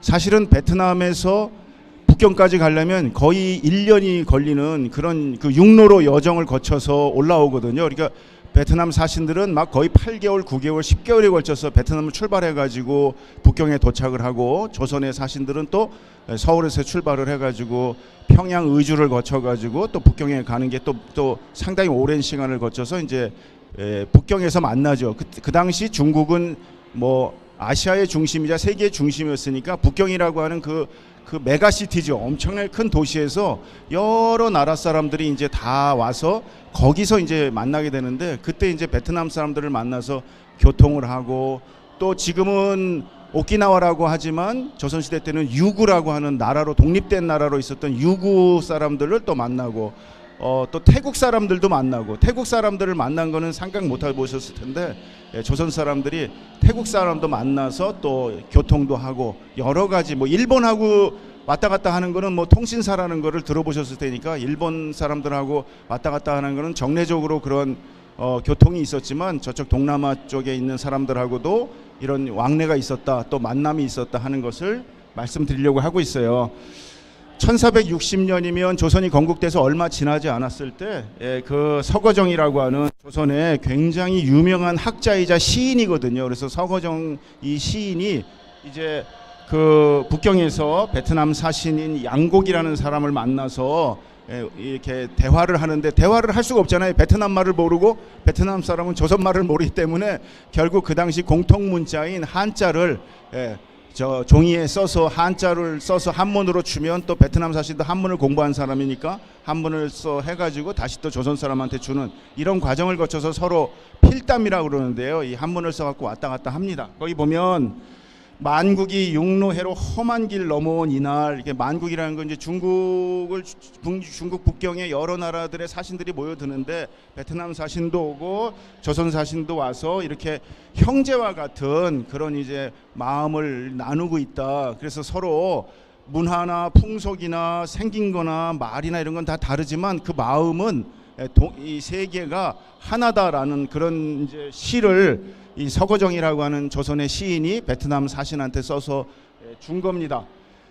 그리고 또 그거보다 20년 뒤인 1481년에 가면 홍귀달이라고 하는, 역시 저 사람도 굉장히 좋은 학자이자 정치가이자 시인인데요. 조선에서도 대개 중국에 가서 문장을 써가지고 교통을 해야 되기 때문에 아주 좋은 한문 문장가들을 보냅니다. 오늘날로 말하면 영어를 잘하는 사람, 또 영어로 문장을 아주 깊이 있게 멋들어지게 써서 미국 사람이 보더라도, 영국 사람이 보더라도 이 사람의 영어가 왜 이렇게 훌륭한가, 이런 놀랄만한 수준의 학자들을 선별을 해가지고 이제 보내거든요. 특히 조선은 중국의 이 한자 문화권에서는 중국 다음으로는 우리가 최고다, 이 한문을 가장 잘 구사하는 나라다라는 그런 자부심이 있어서 다른 베트남이나 일본이나 뭐 태국이나 유구의 사신들한테 우리가 얼마나 이 한문으로 글을 유려하게 쓰는가 하는 걸 또 보여주기 위해서 좋은 학자들을 뽑아서 보내거든요. 그래서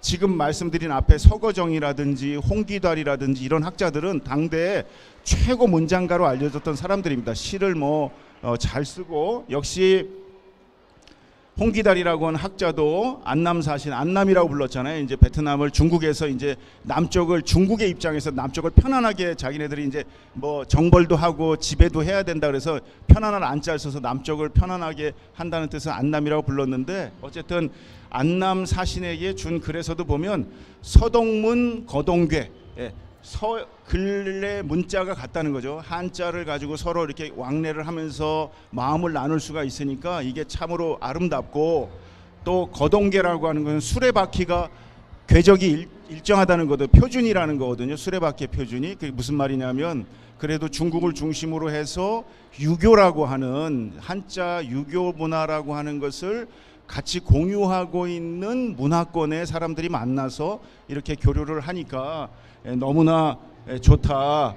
동과 남에서, 동이라고 하는 건 조선에서 간 거고 남이라고 하는 건 베트남에서 온 거고, 이렇게 만나서 이런 교류를 하고 있다는 이야기를 쓴 겁니다. 그래서 그 다른 시에도 보면 옥절을 받든 남녘 사신을, 옥절이라는 건 사신이 가지고 있는 임명장이죠. 사신 임명장. 그 이제 그거를 그 옥으로 만든 부절이 있는데 그 옥의 증명서를 가지고 온 사신을 북경에서 만났는데 말이야 풍토로 인해서 서로 다르지만 베트남 말하고 조선 말이 마음이라고 하는 것은 마음 심자는 하늘에서 준 바탕 그 똑같네. 이제 이 말씀을 제가 드리는 이유는 조선 사람들은 굉장히 일찍부터 전 세계 사람들이 풍속과 말과 의복이나 이런 건 다 달라도 그 마음 바탕 안에는 기본적으로 사람이 똑같다고 하는 그런 덕성과 인간됨의 자질이라고 그럴까, 그런 것들을 그 사람이 피부가 검던 하얗던 뭐 분홍색이든 그런 거와 전혀 관계없이 그런 마음을 똑같이 가지고 있다는 그런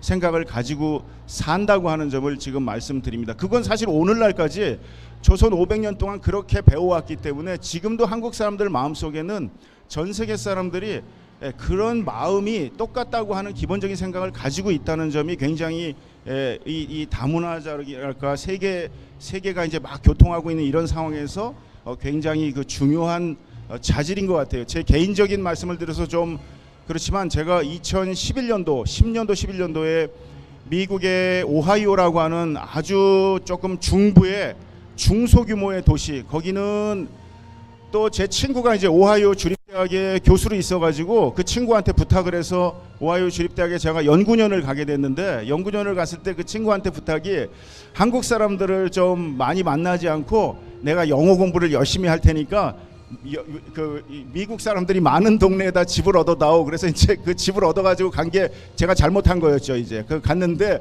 완전히 미국 사람들만 있고 정말 백인들, 머리 노랗고 눈 파란 백인들이 있고 저희만 노르스름하게 생긴 저희 가족만 4사람 딱 그야말로 아시아에서 온 사람이었는데, 어느 정도였냐면 2010년도인데 어느 정도였냐면 제가 맥도날드에 햄버거 먹으러 저희 가족이 4시 가면 그 백인 꼬마가 와서 저희를 이렇게 손가락으로 찔러봐요. 왜냐하면 처음 본 신기한 동물이거든요. 뭐 이렇게 생긴 건 처음 봐갖고 막 이렇게 와서 우리 아이도 초등학교 1학년이었는데 걔를 이렇게 찔러봐요. 그래서 눈을 찔르려 그래가지고 엄마가 막 말리고 그랬던 적이 있는데, 더 재밌는 건 우리 아이가 이제 미국 초등학교 오하이오에 있는 시골에 있는 미국 초등학교 그 한반 전체가 백인이고요. 30명인데 우리 아이 혼자 아시아인이에요. 그래서 얘가 갔는데 얘도 너무 놀래가지고 아빠 내가 오늘 학교 갔었는데 전부 인형들이 앉아 있더라고. 나만 좀 이상해. 그래서 아니야 그거 다 똑같아. 그래가지고 학교를 다녀와가지고 하루는 막 우는 거예요. 우리 아이가 몇 개월 지났는데. 그래가지고 너 왜 우느냐 그랬더니 옆에 있는 짝꿍 얼굴 그려주기 그거를 이제 했는데 그 백인 친구 아이가 저희 아이의 얼굴을 색칠을 했는데 고동색으로 색칠을 한 거예요. 고동색 거의 까맣게 칠한 거예요. 우리 아이 근데 나중에 알고 보니 학교에 이제 그래서 제가 갔거든요. 막 울어가지고 오라 그러더라고 학교에서. 나중에 보니까 그 백인 아이도 집에 가서 울은 거예요. 우리 아이는 걔 얼굴을 빨갛게 칠한 거예요. 우리는 백인이라고 그러지만 그 어린아이의 눈에는 백인들의 얼굴이 빨갛게 보이잖아요. 그래서 붉은색으로 칠한 거예요. 그래서 그 백인 아이도 충격을 먹고 집에 가서 울고, 우리 아이는 까맣게 칠해가지고 집에 가서 울고, 그래가지고 그 다음날 학교에서 어떤 모임이 열렸냐면 그 학교에서 한 번도 없었던 다문화 교육을 실시하기로 마음을 먹었다는 게 교장 선생님이, 왜 우리 아이가 거기 가갖고 있어갖고. 그래서 이제 다문화 교육이 그 오하이오 시골에 있는 학교에서 처음 실시된 배경이 저희 가족이 가갖고 얼굴 그려주는 일로 그런 일이 벌어졌는데, 6개월, 7개월에서 이제 저희가 1년 있다 돌아올 쯤에 그 친구랑 너무 친해져가지고 지금도 이제 걔가 대학생이 다 돼 있는데 벌써 10여 년이 지났으니까 지금도 뭐 페북 같은 걸로 인스타로 막 아직도 뭘 하는데, 우리 1학년짜리 저희 딸내미가 1학년짜리가 10월달, 11월달 한 6개월, 7개월 지나서 저한테 오더니, 그런데 말이야 아빠, 제가 제냐라고 하는 제가 저하고 얼굴 색깔은 다르고 머리카락도 다르고 그런데 말이야 아빠, 마음이 똑같은 것 같아. 1학년짜리가 그런 말을 하더라고요. 예, 그래서 그 마음이 똑같다는 것에서 우리가 친구가 될 수 있다고 하는 거를 그 1학년 우리 딸이 얘기하는 걸 보고 와, 이게 역시 이 기본적으로 사람이 그런 외형적인 것이나 의복이나 이런 거는 두 번째다. 실제로는 그 마음의 진지함을 서로 나누고 그렇게 진정으로 이렇게 대하면 하나가 될 수 있다는 걸 저희 딸의 경험을 통해서 제가 본 적이 있습니다. 지금 다른 데로 새 가지고 지금 가야 될 길이 먼데, 그래서 그런 베트남 사신과의 만남의 아주 극적인 장면은 사실은 조선 선조 때 이수광이라고 하는 학자가 있는데요. 이수광이라는 학자는 조선시대 최초의 백과사전인 지봉유설이라고 하는, 저 사람의 호가 지봉인데 지봉이 분류해가지고 여러 가지 설명을 달았다고 해서 지봉유설이라고 하는 백과사전을 만든 사람으로 유명한데요. 이 지봉유설을 쓴 이수광이라는 분은 호기심도 너무너무 많아가지고 백과사전을 만든 양반이니까 얼마나 호기심이 많겠어요. 근데 저분이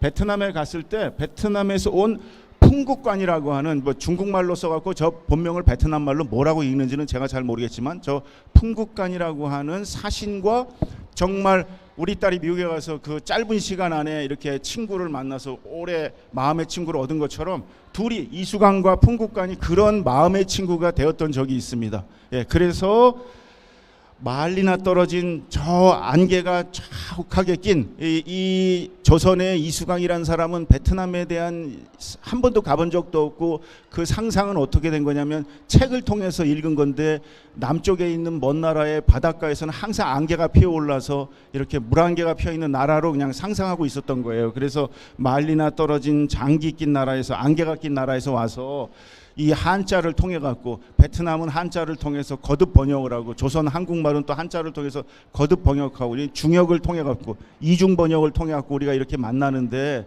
이 얼마나 훌륭한가라고 하는 시를 쓰고, 의관의 제도가 다르다고 말하지 말라. 그래도 같은 문자 한자를 가지고 그래도 이야기를 할 수가 있으니, 시와 서, 우리가 시도 이야기하고 또 글도 써갖고 마음을 나눌 수 있어서 너무 좋다 하는 그런 시를 남겼습니다. 그랬더니 풍국관이 또 이수광에게 또 시를 보내온 거죠. 이역이 다 같이 예의의 고장으로 돌아가서 오늘 중국의 군왕을 만나서 인사를 하는 이 외교 사절단으로 와서 이렇게 만나는데, 군자라야 참된 군자를 알아보는 법이니, 나도 군자고 당신도 군자고 우리가 이렇게 마음으로 통하니까 서로 풍속도 말도 머리카락도 다 다르지만 이렇게 만나는 거 아니냐, 이제 그런 시를 또 베트남 사신이 우리 조선 사신에게 준 글입니다. 그래서 의리가 편안하다면 어딘들 편치 않을 성가, 저 의리라는 말, 정의롭고 도리에 맞는, 정의롭고 도리에 맞는 게 의리거든요. 저 의리라는 말이 동아시아 유교 문화권에서는 저게 저스티스 한 거죠. 그리고 저게 지켜야 할 프린시플, 원칙인 거죠. 그런 것만 맞다면 사실은 나라가 다른 게 무슨 관계냐, 서로 예의를 다해서 진심으로 교제하니 즐거움이 넘친다. 이웃나라와 사귐은 신이 정성스럽고 또 그런 정의로움을 가지고 서로를 상대하는 것이니, 바로 이런 덕성이 회복된다면은 그러면 이제 서로 공경하는 것들이 잘 이루어질 것이다 라는 시를 준 것입니다. 그리고 이제 여기서도 뭐라 그러냐면, 풍국관은 다 같이 유학을 공부한 사람이니까, 그 당시에는 다 유학을 공부한 사람이니까 서로 공자를 스승 삼아서 우리가 이렇게 만날 수가 있다라는 이야기를 한 겁니다. 그리고 이수광이 다시 풍국관에게 이 시를 써주면서, 교제하는 데 있어서 어찌 먼 나라라고 꺼리느냐, 흉금을 터놓고 담소를 나누고, 풍속은 내가 옛날 책부터 이렇게 읽어서 조금 아는데 이렇게 직접 사람을 만나서 이야기를 해보니까 훨씬 더 가깝게 느껴진다, 그런 이제 시를 써준 겁니다. 그리고 이 풍국관은 또 자기 나름대로 베트남에 대한 자부심이 굉장히 강한 사람이어서 우리 동남쪽, 즉 베트남도 엄청난 문헌의 나라라는 겁니다. 조선만 문헌이 많은 나라가 아니라 베트남도 문헌이 많은 나라다, 이걸 이제 강조하면서 자기가 얼마나 그 학문이 뛰어난지를 이야기하면서, 풍국관이 자기가 평소에 쓴 시집을 가지고 와서 이수광 선생한테 서문을 써달라고 해요. 그 서문을, 자기 문집의 서문을. 그래서 이수광 선생이 거기에 서문을 써서 베트남 멀리서 온 베트남 학자를 만났으니 참으로 마음이 기쁘고 학문이 뛰어나고 시가 뛰어나다 하는 서문을 써서 돌려주게 됐는데 이게 임진왜란 전후의 이야기거든요. 근데 저게 베트남에 전해져서 이수광이라는 사람의 시를 베트남의 모든 학자들이 다 암송을 하고 있었다는 거예요. 수백 년이 지나서도. 그러니까 지금 뭐 BTS 노래를 다 부르듯이 지봉 이수광의 시를 베트남 사람들이 이른바 공부를 한 사람이면 다 시를 암송할 수 있을 정도로 조선 그러면 이수광 그러면 조선 이렇게 매칭이 될 정도로 베트남에 알려져 있었다는 그런 일화가 있습니다. 그래서 이런 이제 천하가 통일이 돼서 이렇게 아름답게 모일 수 있다는 이야기를 하고요. 시간이 많지 않으니까 시간을 조금 더 건너뛰면, 그래서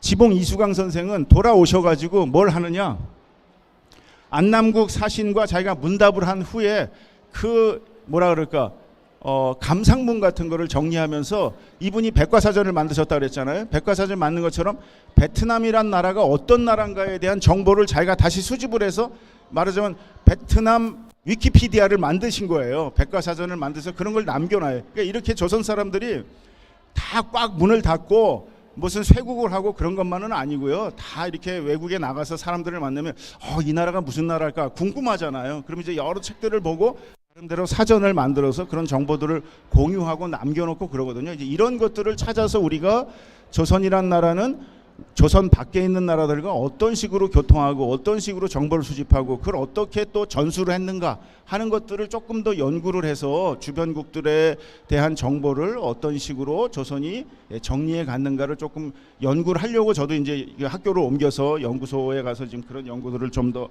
하려고 하고 있습니다. 보면 북경에서 거리가 13,000리로 그 나라를 출발해서 광동을 홍콩 쪽이죠. 경에서 남경에 이르고 남경에 출발해서 북경에 이르고 이런 지리책이라든지 얼마나 걸리는지 기후라든지 이런 것들을 그 풍씨를 만났는데 용모가 괴상하고 치아를 검게 물들이는 이빨을 검게 물들이는 풍속이라든지 소매 통이 넓은 장의를 입었다든지 옷이라든지 그 또 말이 어떻다든지 그 모양 머리 모양은 또 어땠다는지 뭐 이런 식으로 그 시대에 만난 외국인에 대한 묘사를 나름대로 정리를 해갖고 자기 백과사전에 이렇게 이제 정리를 해놓은 겁니다.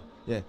그래서 문자를 알고 특히 검술을 좋아해서 베트남이 그 검술이 유명하거든요. 이 검술을 좋아해서 그 검법이 기호신서라는 건 명나라의 검법이에요. 명나라 칼 쓰는 법인데 이걸 조선에서는 명나라 책을 가져갖고 칼 쓰는 법을 훈련을 했는데 베트남의 칼 쓰는 훈련이 전혀 다르니까 우리나라 이제 그 장교한테 이걸 배워서 조선에서도 저거를 좀 같이 결합해서 써보자 이렇게 했는데 베트남이 그거는 우리 비밀이라서 안 가르쳐 주겠다 그런 얘기도 적혀 있어요. 저런 걸 보면 조선은 중국에서 일본 왜군과 싸우기 위해서 기호신서라는 책을 가져와서 검술을 연구를 하다가 베트남이라고 하는 나라의 검술이 또 독특한 게 있으니까 또 그런 걸 만나면 어떻게 해요? 또 배워가지고 함께 사용하려고 하는 그런 이제 시도들을 하는 것이죠. 그래서 지금 그 말은 일본 외국의 언어와 비슷하고 그 말을 들어보니까 이 성조나 뭐 이런 게 있어서 그런지 일본 말하고 비슷하다. 또 중국어를 아는 자는 아주 적어서 통역관을 통해서 하지 않으면 쉽지 않다. 뭐 이런 식의 정보를 쭉 적어 놓은 겁니다. 자, 그 다음에 이제 풍국관이 만수 경화 시집이라고 자기의 이제 시집을 가지고 와서 여기 서문을 써달라고 하는 내용을 제가 지금 여기다가 만들어 놓은 겁니다. 그래서 이제 그 이수광 선생이 그걸 써줬다는 것을 지금 제가 여기다가 말씀을 드렸던 거고, 그런데 흥미로운 거는 조완벽이라는 사람이 있어요. 이름이 완벽하다는 그런 좀 이름도 좀 독특한데, 퍼펙트 조죠. 영어로 하면은 퍼펙트 조인데 조완벽이라는 사람이 있었는데 이 사람이 진주 사람인데 임진왜란 때 외구한테 끌려갔어요. 일본으로 끌려갔는데 이 사람이 한문을 잘 알고 사족이니까 양반이니까 문자를 잘 알아서 일본의 장사꾼들이 이 사람을 데리고 베트남에 가서 필담을 하고 이러는 필담 요원으로 자기 상선에 얘를 끌고 다니면서 이 장사꾼 무리에다가 국제무역에다 활용을 한 거예요. 그래서 이 조한벽이라는 사람이 베트남에 이제 가서 이렇게 얘기를 하는데 베트남 사람들이 다 네가 조선 사람이냐 이렇게 물으면 반드시 지봉 이수광의 시를 아느냐 이렇게 물었다는 거예요. 그 정도로 베트남, 아까 말씀드린 것처럼 베트남 사람들이 지봉의 시를 사랑하고 그가 베트남을 칭송하는 것을 이제 보고서는 이 조한벽이라는 사람이 지금 일본 상단에 이렇게 이끌려가지고 지금 베트남에 와서 무역을 하는데 종사하는데 조선 사람을 만나면 미수강 선생을 아느냐 이렇게 이제 물어봤다는 그런 이야기를 제가 적어 놓은 겁니다. 자, 그럼 뭐 이건 넘어가도록 하고요. 그러면서 뭐라고 하냐면 그 자기 집에 오도록 청하고서는 조안벽입니다. 조선이라고 한 나라는 예의지국이므로 우리나라와 채모가 같다. 베트남도 예의지국인데 조선도 예의지국이로구나. 그거는 우리가 풍극관 사신과 이수강 사신이 만나서 나눈 그 대화를 보면 둘 다 군자라는 걸 알 수 있고 베트남도 군자의 나라고 조선도 군자의 나라니까 내가 너를 군자로 대접해 주겠다라고 했다는 거예요. 이게 무슨 말일까요? 조선이 자기 스스로 그런 문명의 이런 수준을 보여주면 상대도 거기에 맞춰서 또 그런 문명의 수준으로 대응해 온다는 거거든요. 여기가 야만으로 대하면 상대도 야만으로 대하고 우리가 문화로 대하면 그쪽도 문화로 대한다는 것이 이런 걸 통해서 다 이제 증명이 되는 것인데 이제 이것을 아주 극적으로 보여주는 뭐 여기 보면 뭐 제가 뭐 다 썼는데 베트남의 수박이 참외가 뭐 비단이 넘쳐나서 모두가 비단 옷을 입는다 뭐 이런 이제 베트남의 풍속에 대해서 쓴 것들은 넘어가도록 하고 이 태국에 대해서 태국 사신을 만났고 이야기한 것도 자료를 제가 드렸으니까 자료를 좀 참조해서 한번 읽어보시고요. 자, 뭐 태국을 만나서 어떻게 했는지 그리고 이제 그런 만남은 계속 18세기 이 정조임금 때까지 이어지는데 제가 이제 정조임금 때 이야기를 조금 하려고 하고 있습니다. 이 조선의 유학이라고 하는 것은 뭐냐면 기본적으로 이 조선에서 유학이라고 하면 선생님들이 또 학생들이 사서삼경을 떠올릴 텐데 이 사서라는 거 대학, 논어, 맹자, 중용 뭐 이런 걸 들어보셨을 텐데 그중에 대학이라는 책을 보면 대학이라는 건 무슨 뜻일까요? 큰 공부입니다. 인생에 나서 이 세상에 나서 사람은 큰 공부를 해야 됩니다. 잣따라한 공부를 해서는 안 되고요. 큰 공부를 해야 되는데 이 큰 공부의 핵심이 뭐냐면 이 세 가지에 있습니다. 큰 공부는 제일 중요한 공부의 첫 번째는 제 명명덕입니다. 명덕을 밝히는 건데요. 저 명덕이라는 게 뭐냐면 밝은 덕이잖아요. 세상에 인간이 태어날 때 그가 흑인이든 황인종이든 백인이든 모두 이 세상 사람들을 사랑할 줄 아는 그런 이타적인 마음을 다 가지고 태어난다고. 그래서 그거를 밝은 덕이라고 합니다. 그래서 이기적인 욕심도 가지고 있지만 기본적으로 사람은 그런 명덕이라고 하는 이타적이고 사람을 사랑할 줄 아는 그런 바탕을 가지고 태어난다는 게 저 가르침인데요. 저걸 우리는 맹자의 뭐 성선설 뭐 이렇게 해서 단어로 만들기도 하고 그러는데 저런 기본적인 생각을 공유하고 있기 때문에 이런 밝은 덕을 이타적인 덕성들을 개발해서 주변 사람들을 사랑할 줄 아는 기초를 배우는 게 큰 공부의 첫 번째 덕목이고요. 두 번째는 백성들을 새롭게 하는 거거든요. 저건 새롭게 한다는 건 뭐냐면 나의 명덕을 밝혀서 이타적인 태도를 기르는 것뿐만 아니고요. 주변 사람들도 그런 이타적인 마음을 갖도록 격려하고 자극하고 한단 말이에요. 그러면 어떻게 될까요? 서로 다 이기적인 마음들은 조금씩 누그러뜨리고 이타적인 마음을 가지고 이 공동체와 사회와 세계에 대한 사랑의 마음을 가득하게 가지는 것이 두 번째 큰 공부의 목표입니다. 사실은 아시아 사람들이 서양의 유니버시티라고 하는 대학이라고 하는 것을 맞닥뜨린 다음에 뭘 생각했냐? 이 사람들이 유니버시티에서 가르치는 게 뭘까? 이렇게 보니까 큰 공부, 사람이 되는 공부를 하고 있구나. 그래서 그걸 대학이라고 옮긴 거거든요. 지금 우리가 유니버시티라고 하는 거는 직업교육이 돼버리고 뭐 전공교육이 돼버렸지만 애초에 유니버시티는 뭘까요? 결국 인간이 되는 그런 공부를 서양도 하고 있었고 동양도 하고 있어서 유니버시티를 보고 이 대학이라는 말로 지금 옮긴 건데 이 대학이라는 말은 지금은 약간 뜻이 너무 많이 변했죠. 그 대학의 원뜻은 바로 자신의 이타적인 덕성을 고양하고요. 주변 사람들을 자극해서 함께 다 이타적인 마음을 갖게 되면 지선, 이 세계는 매우 선하고 아름다운 세상이 될 거라는 거예요. 이게 아시아에서 유교라고 하는 것이 고리타분한 사상이 아니고요. 저런 세계를 함께하는 이타적인 인간들을 이 공동체에 가득 채우고 그걸 확장해가지고 어떻게 한다고요? 수신하고 제가하고 자기 집에서 또 그런 걸 하고 치국하고 평천화해서 이 세계가 함께 다 동포로서 그런 마음을 가진 사람들로 가득 찬다면 공자님, 맹자님이 그 바라던 바 세상이 아름다운 세상이 될 거라는 거예요. 이게 꼭 중국이 무슨 뭐 세계를 제패하려고 만든 그런 사상이 아니고요.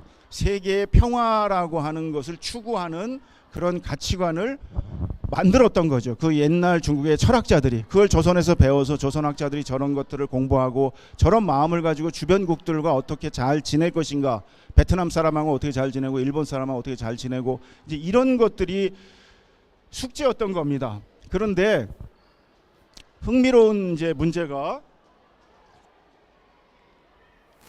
정조임금 때 어떤 일이 벌어지냐면 제주도 사람인 이방익이라는 사람이 서울에 있는 자기 아버지를 만나려고 제주도에서 배를 타고 서울로 가다가 그만 표류를 해가지고 대만에 흘러가게 됩니다. 대만에 흘러가서 대만에서 중국을 복건성을 거쳐가지고 중국에서 샤먼을 거쳐서 복건성을 거쳐서 절강성을 거쳐서 산동을 거쳐서 오래오래 해가지고 겨우 의주로 해가지고 조선으로 다시 귀국한 1년 몇 개월 만에 조선으로 귀국한 그 일이 있었어요. 그래서 살아 돌아왔는데요.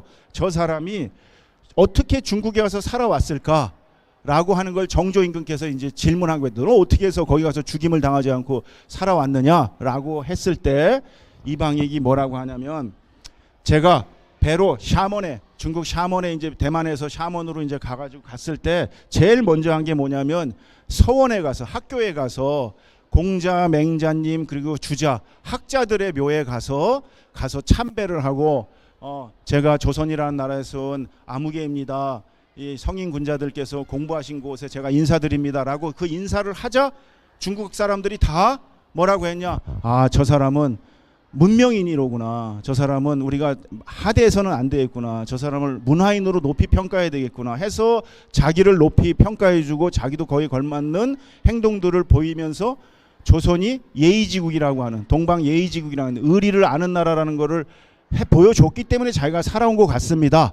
라고 정조한테 얘기를 한 겁니다. 그래서 정조가 뭐라고 하냐면 정조가 한 신하들한테 한 말입니다. 저 의리라는 말이 사실 매우 정의롭고 어떤 도리에 맞는다라고 하는 저 말이 사실은 공허한 듯 보여도 저게 세상에 작동하는 것을 볼 수가 있다. 우리가 이방익이라는 자라가 그 사람이 무인이거든요. 군인이니까 그렇게까지 공부를 많이 한 사람은 아니지만 그래도 사스삼경 정도는 공부를 해갖고 자기가 표류를 했는데도 가가지고 먼저 학교에 가서 공자님 뭐 주자님 이렇게 가서 인사를 하는 그런 모습이 몸에 배어 있었던 사람이니까 그거를 보고 역시 또 중국 사람들도 아, 저 사람이 뭔가 의리를 아는구나, 정의로움을 아는구나, 세계의 도리를 아는 사람이로구나 이렇게 해서 대접을 해줬다는 거예요.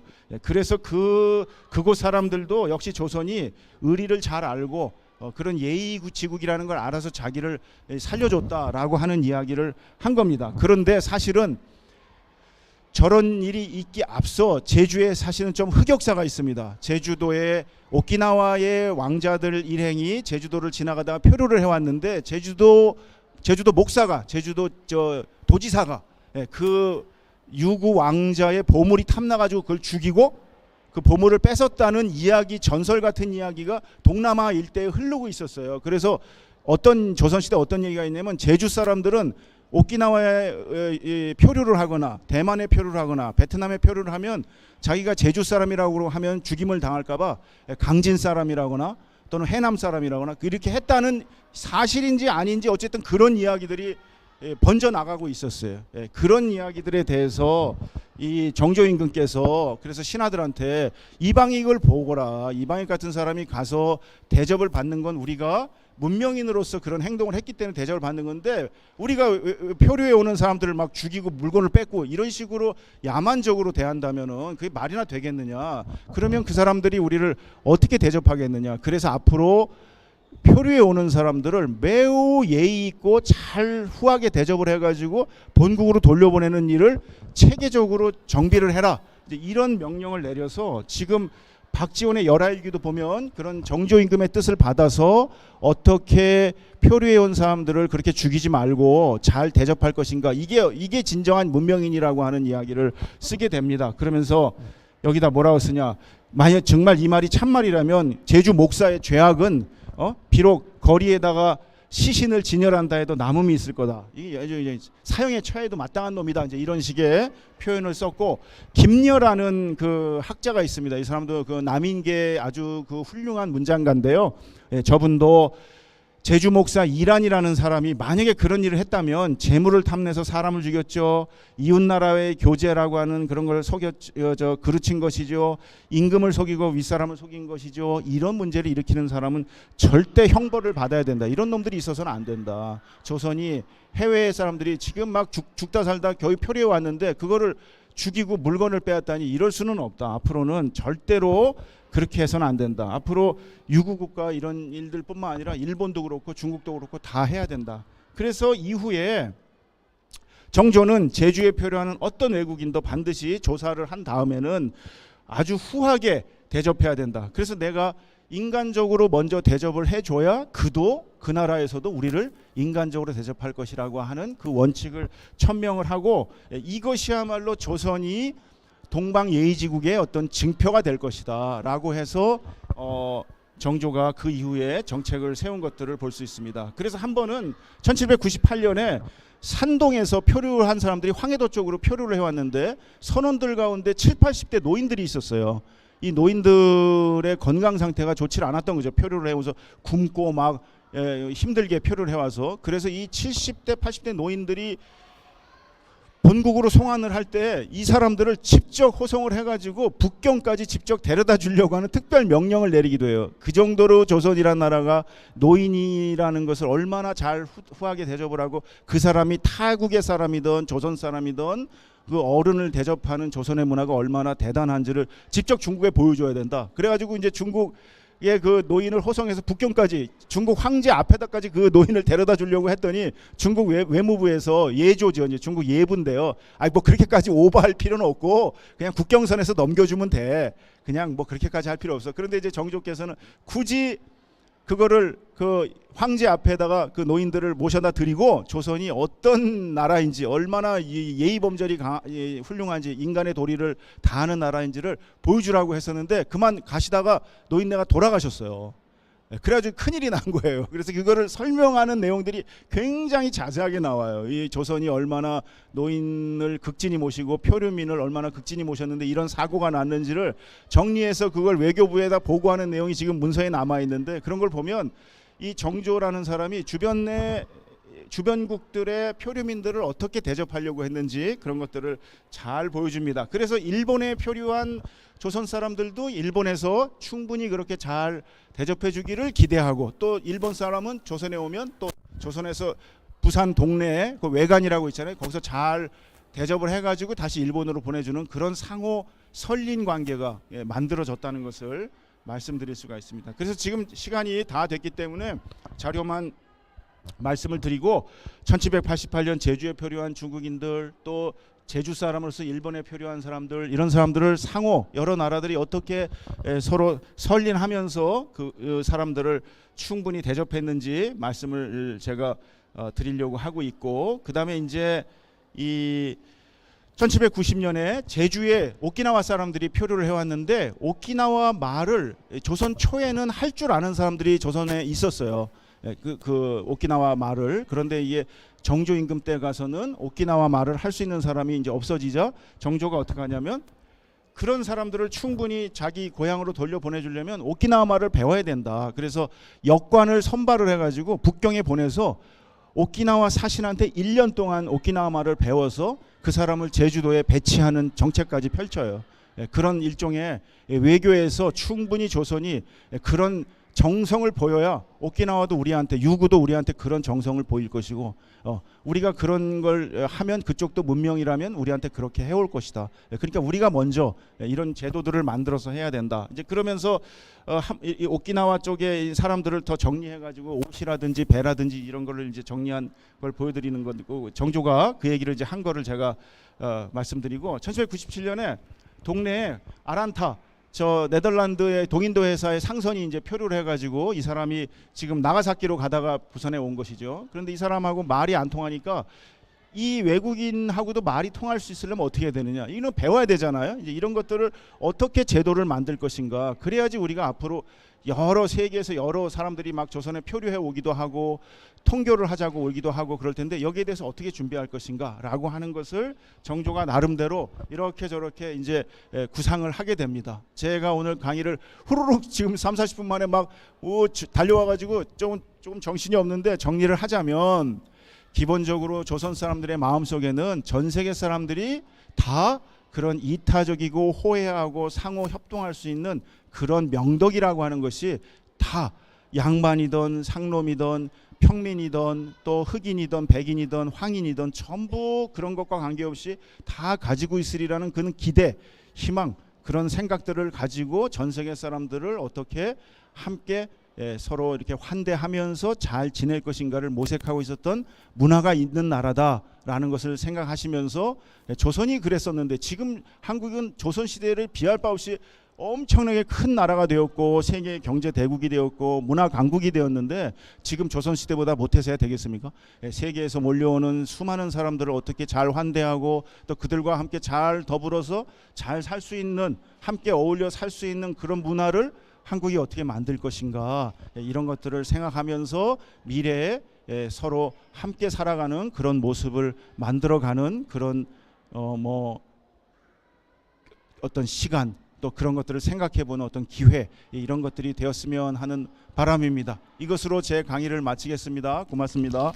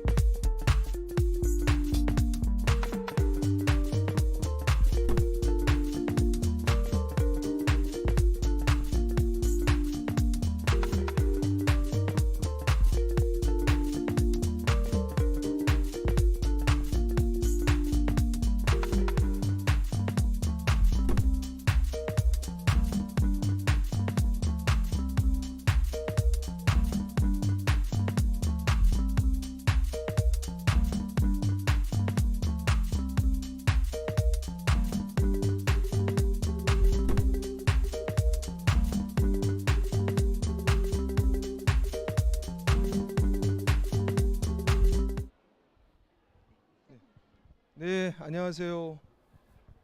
이런 또 뜻깊은 자리에 불러주셔서 감사합니다.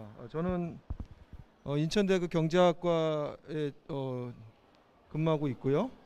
오늘 우리 학생분들하고 또 우리 나눌 이야기는 이 동북아에 있는 에너지 환경 협력의 잠재성, 이거에 대해서 한번 같이 생각해 보기로 하겠습니다. 이 동북아 지역의 어떤 에너지의 특징들, 그리고 향후에는 이런 동북아에 있는 국가들이 어떻게 협력한 어떤 모양을 가질 수 있을까, 이런 것들을 좀 얘기해 보고자 하는데요. 일단 대표적으로는 대한민국, 그다음에 한국과 러시아, 중국, 일본의 지금 에너지에 둘러싼 어떤 환경들을 한번 좀 얘기해 보고 싶습니다. 여러분도 너무나도 잘 아시다시피 우리나라는 어때요? 굉장히 에너지를 해외에서 수입을 많이 합니다. 지금 현재까지는 대체적으로는 97%에서 8% 정도를 해외에서 우리가 수입해 오고 있죠. 그리고 잘 아시다시피 우리나라는 다른 나라에 비해서 이런 제조업체의 비중이 높습니다. 그러다 보니까 이런 산업 분야의 에너지 사용도 굉장히 많고, 또 자동차도 많기 때문에 원유나 천연가스, 그리고 이런 것들도 수입을 많이 해서 지금 우리나라가 깜짝 놀랄 건데, 우리나라가 전 세계 에너지 소비에서 10위 정도를 차지할 정도로 우리가 에너지를 굉장히 많이 쓰는 나라고요. 에너지 원유 수입으로 따질 때는 전 세계 5위나 합니다. 그리고 석탄과 천연가스 같은 경우도 전 세계 3위 정도로 우리가 많이 수입을 하고 있는 상태입니다. 그리고 대부분의 에너지를 우리나라는 중동 아시잖아요. 사우디라든지 이런 데서 수입을 해오고 있습니다. 그뿐만 아니라 한국은 지금까지 이런 다양한 에너지 원들을 수입해 왔을 뿐 아니라 최근에는 재생에너지와 관련된 보급을 확대시켜서 탄소 중립이라는 목표를 달성하기 위한 노력도 함께하고 있는 상태입니다. 또한 최근에 여러분들 왔다 갔다 하시면서 전기차 많이 보잖아요. 테슬라 차량도 그렇고. 이런 전기차들의 이런 소비가 늘어나면 당연히 전기를 많이 써야겠죠. 그러니까 당연히 더 많은 전기를 필요로 하는 그런 우리나라의 상태가 있는데, 중국도 우리와 크게 다르지 않습니다. 특히 중국 같은 경우에는 잘 아시다시피 굉장히 경제 성장이 빠르게 이루어지면서 중국도 다양한 에너지를 수입해야 되는 그러한 상황에 놓여 있습니다. 중국은 특별히 인구도 많고 또 여러 가지 전 세계적으로 또 생산의 어떤 공장 역할을 하기 때문에 에너지 수입을 많이 하고 있는 그런 상태고, 그래서 중국 최근에 우리 그런 얘기 많이 듣잖아요. 봄 같은 경우에 중국에서부터 엄청나게 미세먼지가 많이 몰려온다, 그런 얘기를 하는데, 그렇게 된 이유가 이 중국의 동해안을 따라서 다양한 생산 설비들이 많이 설치돼 있어서 중국도 엄청나게 석탄 소비도 많이 하고 석탄으로 전기도 많이 생산하는 그런 상태에 있습니다. 그러다 보니까 중국은 지금 전 세계 온실가스라는 물질을 1위로 많이 배출을 하고 있는 그런 상태에 놓여 있습니다. 그렇기 때문에 중국도 이런 미세먼지 때문에 자국 국민들이 많이 고통받고 있고, 그렇기 때문에 어떻게 하면 미세먼지를 줄일지, 또 전 세계적으로 온실가스를 제일 많이 배출하기 때문에 어떻게 하면 이러한 온실가스 배출량 1위라는 오명을 벗을 수 있을지, 이런 것들에 대해서 굉장히 고민하면서 줄여가고 있고, 그거를 줄이기 위해서 제일 큰 것으로 하는 것 중에 하나가 뭐냐면 천연가스를 많이 소비하려고 노력을 하고 있죠. 일본의 상태를 볼까? 일본 같은 경우도 우리나라랑도 되게 비슷한 상황이 있습니다. 일본 같은 경우는 특히나 전 세계 석유 수입은 전 세계 2위고요. 그리고 천연가스 수입은 전 세계 3위입니다. 그러니까 보세요. 천연가스 수입을 따졌을 때 전 세계 1, 2, 3위가 다 동북아에 있는 거예요. 1위는 중국, 2위는 일본, 3위는 한국. 이만큼 이 동북아에 있는 3국이 에너지를 엄청나게 많이 소비를 하고 있죠. 특히 여러분들 기억하시는지 모르겠죠. 2011년에 후쿠시마, 일본에 있는 후쿠시마에서 원전이 사고가 났었죠. 그래서 여러 가지 방사능이 오염되기도 하고 바다에 많이 흘러가기도 하고 이런 문제가 있었는데, 그 이후로 일본은 이 에너지를 이런 원자력, 이런 핵 에너지를 좀 생산을 줄이고 천연가스를 많이 써야겠다라는 정책을 바꿔서 그 이후로 또 천연가스 소비가 많이 늘었습니다. 최근에 이제 굉장히 그 이슈가 많이 있는 러시아. 지금 뭐 우크라이나랑 전쟁을 해가지고 아주 전 세계적으로 악동의 역할을 하고 있죠. 아주 어떻게 보면 나쁜 역할을 하고 있긴 한데, 이런 러시아 같은 경우는 또 전 세계적으로 러시아가 이 천연가스와 석유의 매장이 어마어마하게 많습니다. 아직도 발견되지 않은 양이 엄청나게 많습니다. 그런 이제 러시아가 우리 가까이에 있고 그렇긴 한데, 러시아가 특히 이번에 유럽하고 상황에서 어떻게 뭐가 문제가 많이 됐죠? 바로 러시아에서 유럽으로 가는 그 천연가스 파이프라인을 러시아가 잠가버리는 바람에 이러한 여러 가지 우크라이나 사태와 같은 이런 러시아 우크라이나 전쟁 같은 일들이 벌어지게 됐죠. 이만큼 러시아는 엄청난 천연가스, 석유, 또 심지어는 석탄까지 많은 에너지 자원을 갖고 있는데, 이런 것들을 사실은 잘만 수출하고 하게 되면 전 세계적으로도 많은 도움을 줄 수 있고, 또 자기들도 돈을 많이 벌었음에도 불구하고 이것들을 지금까지는 좀 무기화하는 그런 경향이 있어서 많은 어려움들이 있었죠. 그러니까 무슨 얘기냐, 지금 전반적으로 봤을 때 동북아에 있는 국가들은 모두 다가 에너지 소비가 굉장히 많다. 그리고 수입도 엄청 많이 한다. 그런데 가까이에, 멀리 있지도 않고 가까이에 러시아라는 에너지를 공급할 수 있는 충분한 여력이 있는 국가가 존재한다. 이거를 알고 우리 한번 얘기를 해보겠습니다. 일단 말씀드린 것처럼 동북아 지역의 에너지 수급의 상황은 에너지 수요가 매해 굉장히 빠른 속도로 소비를 많이 하고 있어요. 그 소비량이 매해 굉장히 빠르게 성장하고 있고요. 또 하나 말씀드렸던 것처럼 에너지를 대부분 중동이나 이런 데 과도하게 의존하고 있다는 점이죠. 또한 기후변화가 계속 가속화되면서 이런 화석 에너지 소비를 줄여야 되는 그런 숙제를 안고 있고, 마지막으로는 이 아시아 프리미엄이라고 해서 무슨 얘기냐, 이런 일본이나 한국이나 중국과 같은 나라들은 이런 수입선이 중동에만 의존해 있다는 것들을 사실 전 세계 국가들이 다 알아요. 그러니까 어떻게 했어요? 우리가 협상력이 떨어지는 거죠. 협상력이 떨어지니까 우리나라는 일본도 마찬가지지만 천연가스나 석유나 이런 외국에서 들여오는 이런 화석에너지를 굉장히 비싼 값에 사오고 있는 그러한 문제를 안고 있다라고 볼 수가 있습니다. 아시아 지역은 다른 지역과 달리 어때요? 특징이. 이게 뭐가 제일 크죠? 석탄의 비중이 엄청나게 높습니다. 이렇게 아시아 지역의 석탄의 비중이 높은 이유는 아시아 지역, 특히 중국이 엄청나게 많은 에너지가 특히 열 에너지도 필요하지만 전기 에너지가 많이 필요하니까 석탄으로 전기를 생산하는, 발전을 하는 것을 많이 하기 때문에 아시아 지역에 이렇게 석탄 소비가 다른 지역과 달리 굉장히 높죠. 우리나라도 그렇게 자유롭지 않습니다. 이따가도 보여드리겠지만 우리나라도 석탄의 소비를 아직도 많이 하고 있어요. 그리고 아까 말씀드린 것처럼 전 세계 에너지를 가장 많이 쓰는 중국이고, 그 다음에 일본이 몇 위죠? 5위. 그 다음에 한국이 6, 7위 정도를 하고 있죠. 그만큼 이 동북아 3국이 전 세계 에너지를 거의 블랙홀처럼 많이 소비하고 있는 그런 상태입니다. 그리고 여기 보시는 것처럼 중국이라든지 이 노란색이 중국이거든요. 중국이 석유라든지 천연가스, 심지어는 그거와 연관되어 가지고 온실가스 배출량도 점점 엄청나게 많이 배출하고 있는 걸 볼 수가 있어요. 전기만 봐서도 중국이 전 세계에서 가장 전기 소비를 많이 하고 있다는 걸 알고 있죠. 미국에 비해서 한 2배 정도 되고요. 우리나라는 어때요?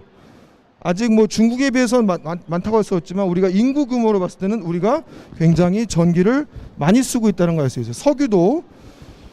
석유의 전 세계적으로 제일 많이 하는 나라는 미국이긴 한데, 중국도 이제 곧 미국을 따라잡을 예정이고요. 우리나라도 일본도 그렇고 석유 소비량이 많습니다. 천연가스 수입량 아까 말씀드렸죠. 1등, 2등, 3등이 다 동북아에 있는 국가라는 거. 석탄 소비는 어때요? 아까 말씀드렸던 것처럼 이 전 세계에서 석탄을 소비하는 양을 쭉 보면 중국이 반 이상을 소비하고 있죠. 그렇죠? 전 세계에서 나오는 석탄의 반 이상을 중국이 소비하고 있다. 그러면 석탄은 보통 우리가 어떻게 알고 있어요? 석탄은 다른 에너지에 비해서 조금 더러운 에너지 이렇게 알고 있어요. 왜 그랬겠죠?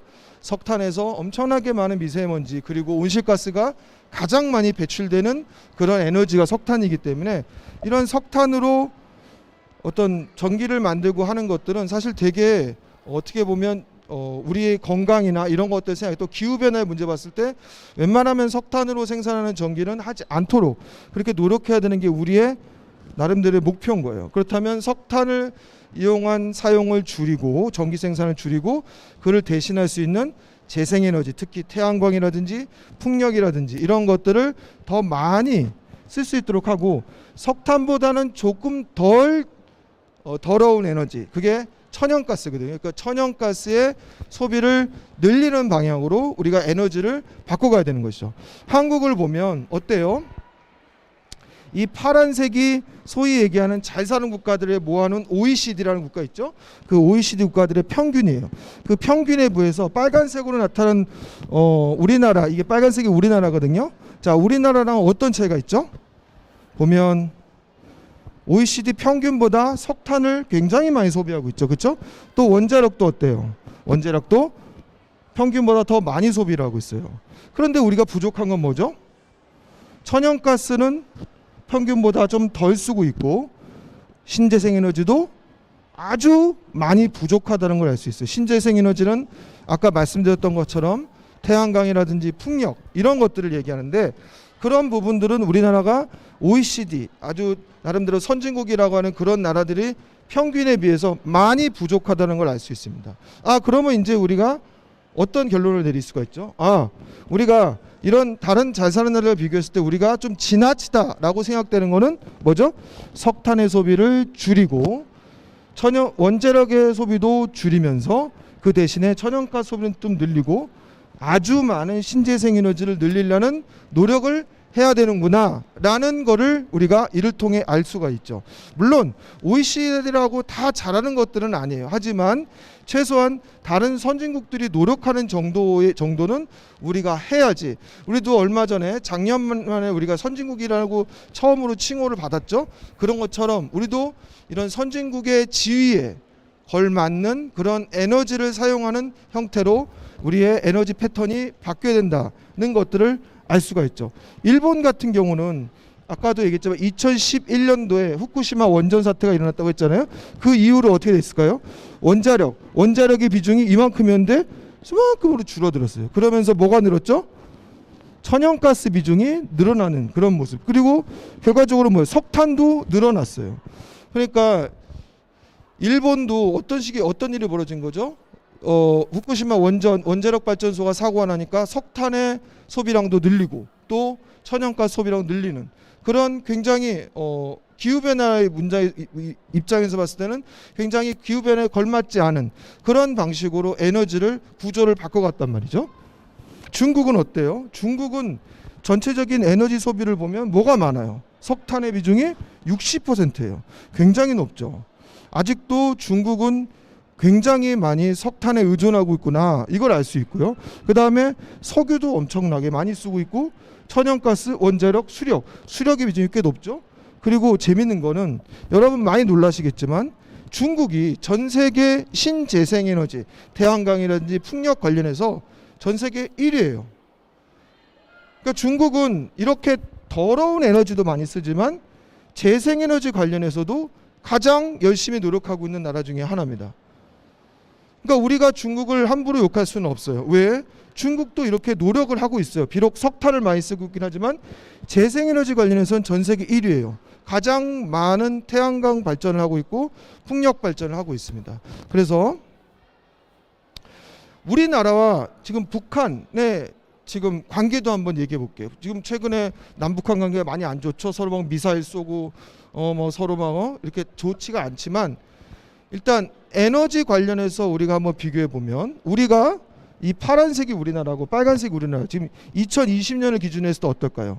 우리가 1인당 한 사람당 쓰는 에너지로 봤을 때 우리가 엄청나게 심지어는 12배 이상 많이 쓰고 있습니다. 우리가 북한 사람 한 명이 쓰는 에너지보다 여러분 한 명이 12배의 에너지를 쓰고 있는 거죠.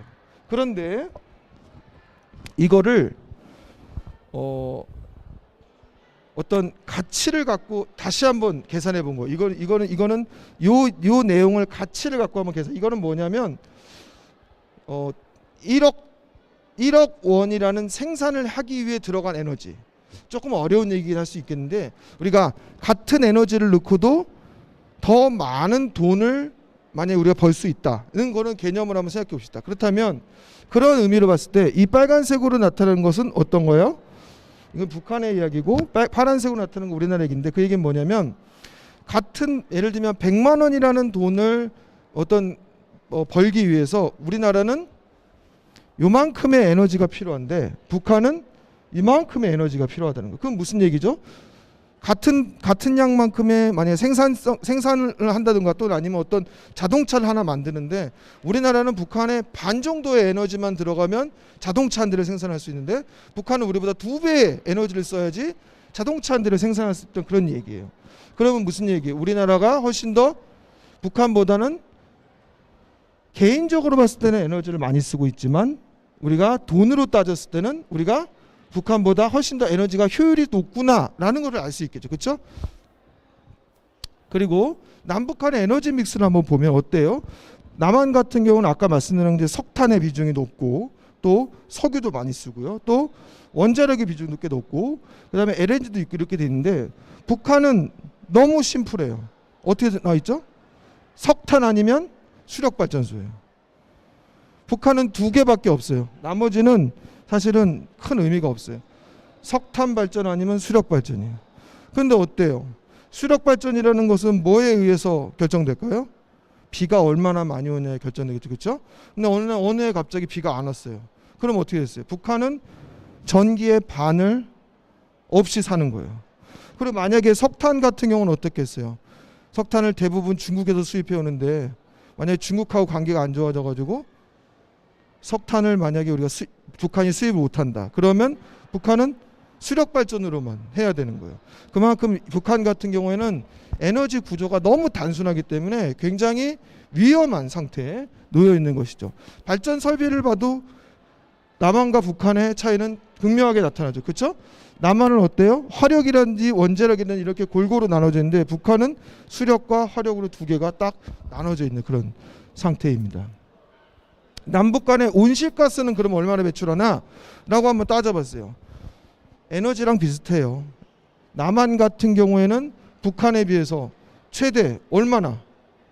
20배 이상 온실가스를 많이 배출해요. 그러니까 여러분이 한 분이 1년 동안 배출하는 온실가스 양이 북한 사람 한 명에 비해서 20배를 더 많이 배출한다는 거예요. 되게 우리가 어떻게 보면 많은 노력을 해야 된다는 것을 우리가 한번 생각해 볼 수 있죠. 그렇죠? 우리가 북한 사람 한 명보다 온실가스를 20배를 더 많이 배출하고 있구나. 그런데 아까도 똑같은 거예요. 뭐냐면 이거를 자동차 한 대를 만들 때 나오는 온실가스로 계산해 보면 우리보다 북한이 훨씬 더 많은 그런 온실가스를 배출하는, 그만큼 북한은 온실가스 관련해서도 우리보다 기술적인 측면에서 많이 낙후돼 있구나라는 것을 알 수가 있는 거죠. 그렇다면 이런 동북아 지역 같은 경우에 우리가 앞서서 봤다시피 우리는 모두 다 에너지를 너무너무 많이 필요로 하는 나라예요, 현재. 그리고 모두 다 여러 나라들에서 수입을 하고 있습니다. 그러면 어떻겠어요? 우리나라, 일본, 중국이 있는데 셋 다 에너지를 정말 많이 쓰는 나라들이고 또 그러한 에너지를 정말 수입을 하려고 있으면 그 세 나라는 어떻겠어요? 분위기가 굉장히 경쟁하겠죠. 그렇죠? 서로 봐주는 게 없습니다. 서로 경쟁하고 자기가 더 많이 수입해오고 어떻게 해서든지 안정적으로 어느 나라부터 수입해올까 이것만 하다 보니까, 그러니까 문제는 현재까지는 이 동북아 3국의 에너지 관련된 상황은 서로 경쟁과 다툼밖에 없는 거죠. 전혀 협력할 여지가 아예 없는 거예요. 그게 지금까지의 동북아 3국의 에너지를 둘러싼 상황입니다. 참 재밌는 건데 우리가 우리가 공부했던 유럽 같은 나라를 가보면 유럽은 그 수많은 나라들이 유럽 공동체라는 걸 이뤄가지고 서로 같이 살고 있는데 그런 나라들은 에너지 갖고 싸우지 않아요. 그런 나라들도 다 에너지가 필요한 나라이지만 그런 나라들은 에너지 관련해서 싸우지 않고 서로 협력을 합니다. 유럽연합이 탄생하게 된 첫 배경이 뭐냐면 석탄을 서로 싸우지 않고 잘 이용할 수 있도록 노력하자. 이게 석탄 공동체가 발전해서 유럽연합이라는 걸로 발전하게 됩니다. 그런 것처럼 사실 에너지는 처음 시작은 경쟁으로 시작될 수 있지만 유럽연합처럼 그거를 협력하는 방법을 찾아가는 과정 속에서 유럽연합, 유럽 공동체라는 것들이 만들어졌던 것처럼 이 동북아에 있는 세 나라, 여기에 몽골도 낄 수 있고요. 그리고 북한도 들어갈 수 있고 나중에는 또 러시아도 들어가고 또 뭐 더 멀리는 중앙아시아 국가들 들어갈 수 있겠죠. 카자흐스탄, 뭐 우즈베키스탄 이런 나라들도 그런 나라들도 사실은 협력할 여지만 있으면 충분히 유럽연합과 같이 에너지를 통해서 이 동북아에 있는 국가들도 충분히 협력해서 갖고 할 수 있는 여지들이 있어요. 하지만 지금까지는 어땠다고요? 서로 싸우고 누가 더 많이 갖고 오나를 갖고 서로 경쟁하는 관계에 놓여 있었다. 특별히 우리는 북한이라는 우리가 정말 화로를 머리에 쓰고 있는 것 같은 우리하고는 굉장히 친하기 어려운 이런 상대가 바로 위에 있기 때문에 한국은 비록 우리가 반도라고 지리 시간에 배웠지만 어때요? 반도라고 하기에는 에너지 분야에 있어서는 섬과 같은 나라입니다. 왜? 한국은 이런 중국이나 러시아나 그런 다른 이런 대륙에 있는 나라들하고는 에너지를 협력할 수 있는 방법이 없어요. 왜? 북한을 통과되기 때문에. 근데 북한이 통과하게 냅두겠습니까? 아니죠. 그러니까 당연히 우리는 에너지라는 관점에서 봤을 때는 일본하고 똑같이 섬나라입니다. 그러니까 당연히 한국과 일본은 이런 섬나라라는 에너지의 관점에서 섬나라라는 특성을 갖고 있기 때문에 일본과 한국은 계속해서 에너지 갖고 전 세계에서 싸우면서 자기가 먼저 에너지를 차지하려고 노력하는 그런 이런 사실 상황에 놓여 있었다는 거죠. 그래서 이제 이런 협력의 문제에서 우리가 사실 중요한 부분은 뭐냐면 사실 우리가 그동안 굉장히 민족적으로도 또 역사적으로도 우리가 굉장히 감정이 안 좋죠. 우리가 일본하고 물론 경제적으로 협력할 수 있는 부분이 있지만 역사적으로 우리는 일본하고 그렇게 사이가 안 좋지 않습니까? 중국하고도 마찬가지고 중국도 지금 뭐 동북공정 이야기한다 하면서 우리를 굉장히 자극하고 있지 않습니까? 그래서 우리가 역사적으로도 또 우리가 어떤 문화적으로도 우리가 굉장히 많은 이런 아시아 국가들 간에 서로 간에 신뢰가 금가는 일들이 지금까지도 많이 있었어요. 또 북한은 또 국제사회에서 고립을 스스로 자초하면서 에너지 관련돼 가지고 협력할 수 있는 여지들을 지금까지도 많이 노력은 했지만 해결하지 못한 부분들이 없지 않아 있습니다. 그런데 최근에 이러한 부분에서 충분히 이러한 문제를 해결해 볼 수 있는 실마리들이 보이기 시작하는 거예요. 오늘 이 강의를 하게 된 근본적인 이유도 사실 이 슬라이드 한 장 때문에 이 강의를 하게 된 겁니다. 지금까지 동북아 국가들은 서로 반목하며 싸우고 경쟁만 했어요. 에너지 분야에서. 하지만 지금은 그렇지 않아도 되는 시대가 오고 있어요. 특별히 기후변화 문제를 대응하면서 탄소 중립이라는 거대한 전 세계적 흐름이 가고 있고 지금까지는 화석 에너지의 경제 속에서 우리가 모두 다 석유를 쓰고 석탄을 쓰고 이런 우리가 에너지를 써왔는데 이제는 수소 경제라는 세상으로 바뀌어가면서 우리가 더 많은 재생에너지원을 쓸 수밖에 없는 상황이 오고 또 수소를 더 많이 써야 되는 그런 상황들이 오면서 지금까지 에너지 패러다임하고는 굉장히 다른 형태의 패러다임이 흘러갈 수 있겠구나 라는 것들이 지금 최근에 많이 부상을 하고 있습니다. 그 첫 번째가 뭐냐면 재생에너지 관련해서 여러분도 너무 잘 아시다시피 우리나라는 땅이 넓지도 않고요. 그렇다고 우리가 무슨 바람이 엄청나게 잘 부는 나라도 아니고 그렇기 때문에 태양광이라든지 풍력 같은 데서 우리는 절대로 유리한 나라는 아니죠. 그건 우리가 다 알고 있는 사실. 우리가 인정하잖아요. 우리 땅이 넓은 것도 아니고 그렇다고 우리가 뭐 바람이 좋은 것도 아니고 그런 거는 인정한단 말이죠. 하지만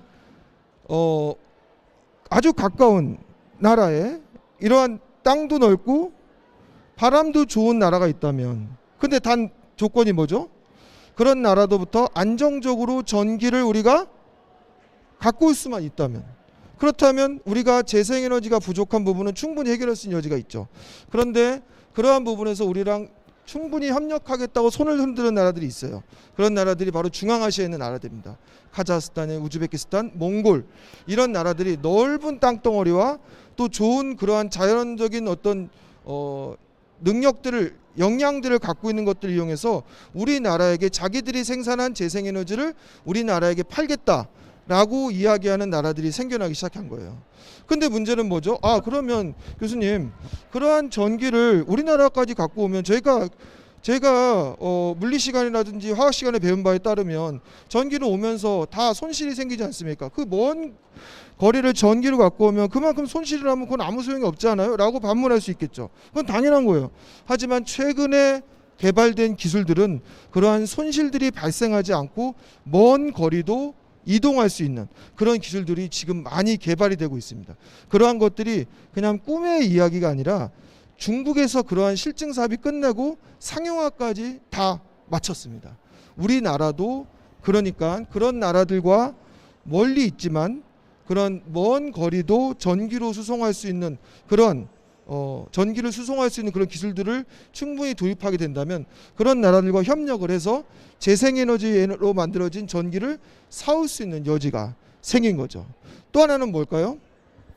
예를 들면 전기차 같은 걸 한번 생각해 봅시다. 전기차 같은 경우에 많은 나라들이 다들 서로 열심히 노력하고 있지만 각자 갖고 있는 역량들이 달라요. 우리나라 같은 경우는 어때요?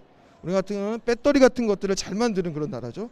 또 만약에 옆에 있는 중국 같은 경우는 그와 관련해서 여러 가지 무슨 차체 기술이나 이런 것들을 싸게 만들 수 있는 나라들이 있다고 쳐봐요. 예를 들면 뭐 일본 같은 나라는 그와 관련해서 어떤 소재 관련된 걸 잘한다고 쳐봐요.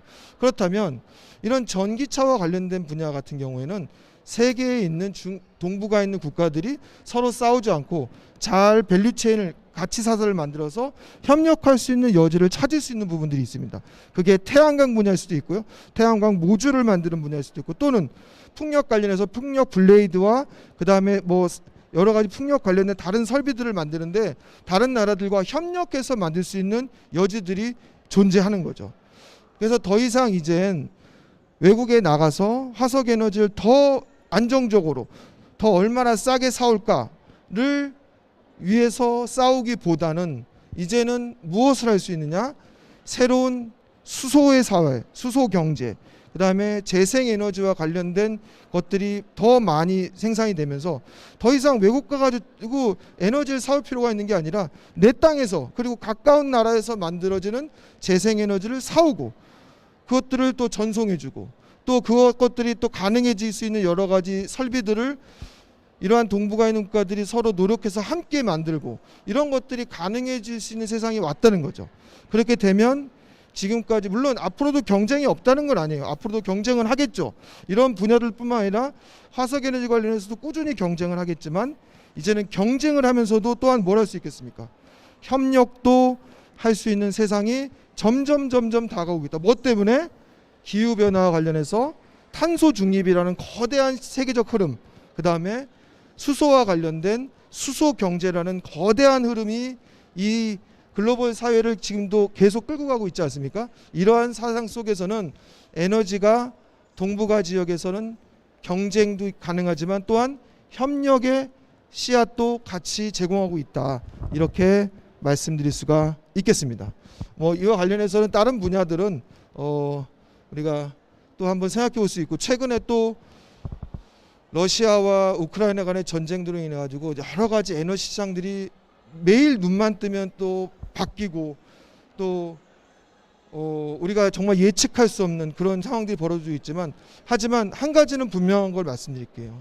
앞으로 러시아와 우크라이나 간의 전쟁이 어떻게 되든 끝나든 그런 다음에 유럽이 뭐 다시 러시아로부터 가스를 사든 어떻게 되든 간에 한 가지 거대한 흐름은 동북아 지역에서의 에너지 관련된 서로 간의 경쟁과 싸움은 이제는 서서히 협력 방향으로 갈 가능성이 많다. 그것은 이제는 에너지 분야에서는 정해져 있는 사실이다. 특히 우리 유럽 같은 경우에는 우리가 너무나 잘 아시다시피 러시아로부터 이렇게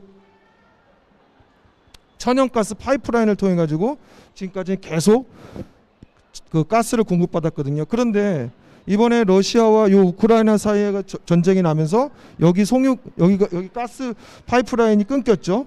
그 다음에 여기 노드스트림이라고 하는 요 라인도 갑자기 어느 날 폭파 사건이 일어나서 끊겼어요. 그만큼 지금 이 유럽을 둘러싼 이 천연가스 관련된 문제는 굉장히 복잡하게 돌아가고 있습니다. 하지만 분명한 것은 뭐냐면 러시아와 우크라이나 사태에 관련된 전쟁이 어떤 식으로 끝이 나게 되면 이 협력은 다시 이루어지는 거예요. 다시 뚫어지고 다시 연결되고 이렇게 될 수밖에 없어요. 왜? 러시아가 갖고 있는 전 세계 천연가스 매장량이 전 세계 1년이면 2위거든요. 그거를 유럽연합이 그거를 그냥 무시하지는 않습니다. 어떤 방식이든지 다시 연결하도록 하겠죠. 우리나라도 이와 관련해서 여러 가지 러시아와 천연가스 관련된 논의들을 했었어요. 하지만 뭐 때문에 지금까지는 북한이라는 우리가 컨트롤할 수 없는 이 불확실성이 존재했기 때문에 이 모든 논의들이 사실은 논의로 그쳤죠. 앞으로도 물론 우리가 러시아가 지금 하는 행동을 보고 있으면 협력하고 싶지 않아요. 별로 친하고 싶지 않아. 하지만 우리가 에너지라는 건 한 국가의 어떻게 보면 생명과도 안보와도 관련 부분이기 때문에 그런 부분에 있어서는 우리가 미운 애들이긴 하지만 이 친구들이 워낙 많은 천연가스를 갖고 있고 그 천연가스 대부분 어디 있냐면 우리나라부터 북쪽으로 이렇게 쭉 올라가면 여기에 러시아가 대부분의 천연가스를 갖고 있어요. 그럼 여기서 유럽까지 보내는 게 쉽겠어요? 아니면 여기서 우리나라나 일본에게 공급하는 게 편하겠어요? 당연히 러시아는 여기서 유럽으로 보내는 것보다 여기서 동북아 3국으로 보내는 것이 훨씬 더 이 사람들한테 유리하겠죠. 그러니까 러시아는 계속 두드리는 거예요. 같이 협력하자. 근데 지금까지는 북한이라는 우리가 컨트롤할 수 없는 그런 변수가 존재했기 때문에 지금까지 어려웠지만 앞으로도 우리가 러시아와 우크라이나 전쟁이 만약에 조금 더 안정화되거나 어떤 방식이든지 끝나게 되면 러시아와의 이런 가스라인 사업도 꾸준히 다시 도전해 봐야 됩니다. 전력 분야도 마찬가지예요. 이게 유럽, 이게 파란색이 유럽이잖아요. 유럽 같은 경우에는 전력망들이 다 연결이 돼 있어요. 하나하나 국가들이 다 연결이 돼 있어요. 그리고 예를 들면 여기 이런 뭐 북해나 이런 데서는 풍력 발전에서 전기가 생산되면 그것이 그 라인을 따라 다 또 여기 있는 그리스가 쓰기도 하고 그다음에 여기 밑에 있는 지중해에서 생산된 것이 또 이런 쓰고 유럽은 다 전기가 이렇게 연결되어 있거든요. 근데 어때요? 한국 같은 경우는 그게 지금 아무것도 연결되어 있지 않죠. 한국은 그냥 전기가 요 안에서만 도는 거예요. 그래서 만약에 한국에 전기가 부족하다. 그러면 그 어떤 나라도 우리에게 전기를 보내줄 나라가 없는 거예요. 그런데 아까 말씀드렸죠. 몽골이라든지 이런 나라에서는 풍력이라든지 태양과 관련된 엄청난 잠재력을 갖고 있어요. 그리고 그거를 아주 싼 가격에 손실도 없이 우리나라까지 보낼 수 있는 기술이 이미 상용화가 됐습니다. 그렇다면 그런 것들과 우리나라를 연결하는 것들 이런 것들을 우리가 생각해 볼 수 있는 거예요. 그런 것들이 중간에 중국도 어느 정도 활용하고 다 가능해지는 그런 어떤 그림을 한번 그려볼 수 여러분들이 꿈을 한번 꿀 수 있다는 것을 말씀을 드립니다. 그래서 말씀드렸던 것처럼 지금 워낙 에너지 관련돼 가지고 전 세계적으로 오늘이 다르고 내일이 다르고 정말 저도 솔직히 어떻게 될지를 모르겠어요. 어떤 에너지 관련해서 글로벌한 상황들이 벌어지고 앞으로 무슨 일이 벌어질지 모르겠지만 한 가지 분명한 것은 에너지 흐름 자체가 이제는 화석 에너지는 좀 덜 쓰고 그리고 재생에너지는 많이 쓰고 그러면서 수소의 생산은 수소를 더 많이 쓰는 이런 쪽으로 간다는 거에 대해서는 그 전 세계 어느 전문가도 부인하지 않습니다. 그렇다면 그러한 상황 속에서 동북아 3국들은 이제는 좀 더 협력할 수 있는 여지들이 더 많이 생기게 될 것이다. 그리고 그 안에서 우리 학생들이 좀 더 많은 꿈을 꾸고 에너지 분야에 나름대로 어떤 전문가 이런 분들이 좀 더 많이 나왔으면 좋겠다 이런 생각을 합니다. 그래야지 우리나라도 좀 더 안정적으로 에너지를 받을 수 있고 또 에너지를 갖고 우리가 새로운 성장 동력을 또 구할 수도 있는 부분들이 있거든요. 그런 부분들을 위해서 다 같이 노력했으면 좋겠다. 이렇게 하면서 오늘 교육을 마치도록 하겠습니다. 이상입니다.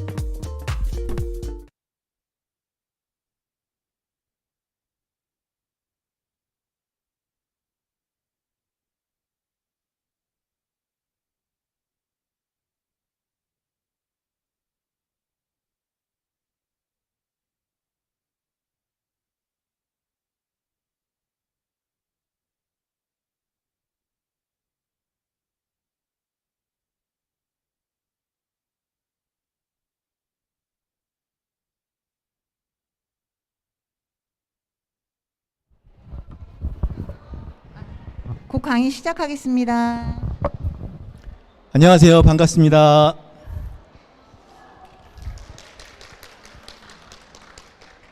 몇 명 안 되지만 그래도 주제에 맞춰서 한번 우리 아이들을 전 세계적인 그런 꿈의 미래를 한번 열어보겠다라고 해서 오신 여러분들을 환영합니다. 오늘 여러분과 같이 다룰 주제는 세계화와 국제통상. 우리가 흔히 많이 알고 있는 국제통상이라는 개념. 국제경영은 뭐고, 국제화라는 건 뭐고, 무역이라는 건 뭐며, 국제경제는 무엇인가, 여러 가지 것들이 있는데 그것들을 종합적으로 여러분랑 한번 같이 살펴보는 그런 시간 되도록 했으면 좋겠습니다. 원래 이게 3시간짜리 강의인데 이걸 50분 안에 끝나라 그래갖고 저는 정말 어떻게 달려가야 될지 모르겠습니다. 그러나 여러분에게 꼭 필요한 얘기는 들려드려야 될 것 같아서 3가지로 얘기를 드리겠습니다. 우리는 어디에 있는가, 어디로 가야 하는가, 그리고 한국의 미래는 어떻게 열어갔으면 좋은가, 이 3가지 주제를 가지고 있습니다. 우리는 어디에 있는가. 제일 먼저 중요한 건 여러분들이 어떤 생각을 가지고 미래를 보는가 예입니다. 그러니까 우리가 이 자리에 왜 앉아 있죠? 여러분 학점 따려고 있는 거 아니잖아요. 그죠? 여기 왜 와 있죠? 이걸 우리는 만남의 축복이라고 합니다. 저는 어디 가서나 처음에 강의할 땐 만남의 축복으로 얘기를 합니다. 우리가 이 자리에 앉아서 만남을 기다렸고 지금 만남을 이뤄가고 있습니다. 이게 축복이 되려면 3가지가 필요해요. 그게 뭘까요? 이 만남의 축복을 알고 있는 사람은 성공을 만들어갈 수 있는 확신을 갖고 있습니다. 왜? 그게 바로 성공의 3대 요소거든요. 그걸 먼저 얘기하도록 하겠습니다. 왜냐하면 우리가 앉아 있다면 왜 앉아 있어야 되는지를 찾아봐야 되지 않겠어요? 그거를 먼저 여러분께 질문을 던지겠습니다. 세계 역사에 가장 위대한 책이 있습니다.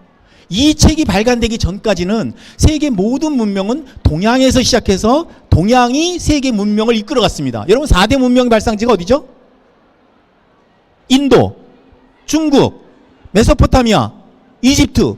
우리가 알고 있는 선진국들이 아니에요. 다 동양권입니다. 4대 문명 뭐죠? 폭죽, 나침판, 화약, 인쇄술, 이거 다 어디입니까? 다 동양에서 발견된 겁니다. 동양이 세계 문화를 리드하던 때가 1299년까지입니다.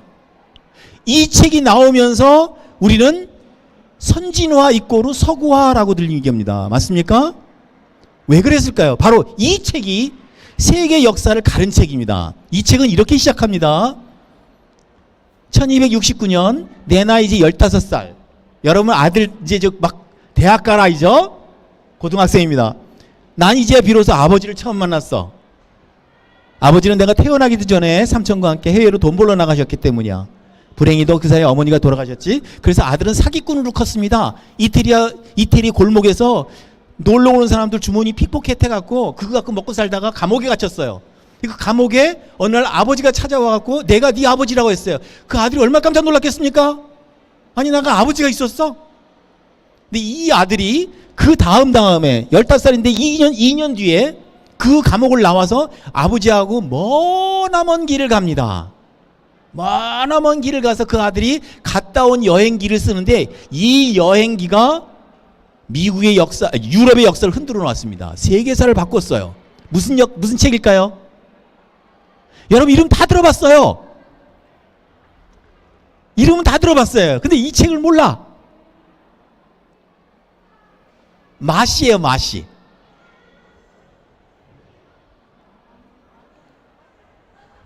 마르코 폴로의 동방견문록이라는 책입니다. 들어보셨나요? 굉장히 중요한 책입니다. 동방견문록은 세계 역사를 바꾼 책입니다. 이 동방견문록이 나온 1299년부터 300년간 우리는 서구화의 시대라고 얘기합니다. 그 서구화의 시대는 3가지로 구성되어 있습니다. 뭐? 금의 시대 100년, 다음 후추의 시대 100년, 다음 산업혁명, 의류의 시대 100년. 이게 다 어디서 나왔냐면 마르코 폴로에서 나왔어요. 마르코 폴로가 동방견문록에서 얘기하기를 뭐예요? 내가 아버지를 따라 동쪽으로 갔더니 거기 커다란 나라가 나오는데 그 나라 사람들은 전부 다, 여러분 중국 사람들이 제일 좋아하는 색깔이 뭐죠? 빨간색과 금색입니다. 그러니 마르코 폴로의 눈에 뭐가 보이겠어요? 전부 금이야. 예, 이 중세에서는 여러분 아시다시피 그냥 대충 옷을 그냥 이제 로브라 그래갖고 그냥 두드려 맞췄는데 중국 사람들이 입는 옷은 실크라는 건데 얼마나 부드럽고 꼬맨 자리가 없어요. 이 마르코 폴로가 얘기하기를 그 사람들은 실크라는 옷을 입고 있는데 너무너무 환상적인 옷이다. 그리고 우리는 그냥 저 샐러드라 그래서 그냥 풀 뜯어다가 먹는데 그 사람들은 거기다가 후추라는 걸 넣어서 먹더라. 근데 이 후추가 어마어마하게 음식을 맛있게 만들고 썩지도 않게 만든다. 그래서 그때로부터 어떻게 됐어요? 그 책을 읽은 사람들은 잠을 잘 수가 없었어요. 금을 찾아야 되고 후추를 발견해야 되고 또 옷을 사러 가야 되니까. 바로 이게 동방견문록 서구화의 시대를 열었고 이게 지금 전 세계에 선진화 있고로 서구화의 길을 만든 겁니다. 여러분, 이 책의 주제가 뭘까요? 이 책의 주제는 우리가 조금 이따 얘기하겠습니다. 바로 그게 국제통상의 주제이기 때문입니다. 자, 그러면 동방견문록을 여러분에게 소개한 이유가 뭘까요? 바로 지금 우리가 이 자리에 앉아 있으면 미래에 대한 비전을 보자는 얘기죠.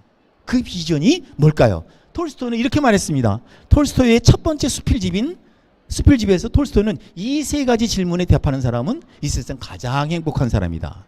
행복의 3대 조건입니다. 뭐죠? 첫째, 가장 중요한 시간을 아는 사람 행복하다. 언제가 가장 중요합니까?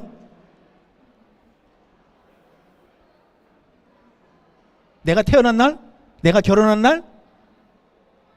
아니죠. 여러분 다 알고 계시죠?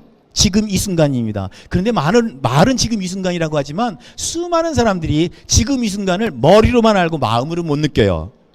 난 요즘 학생들 보면 놀라울 정도예요. 왜냐하면 귀로는 노래를 듣고 핸드폰으로 또 다른 게임을 하고 있어요.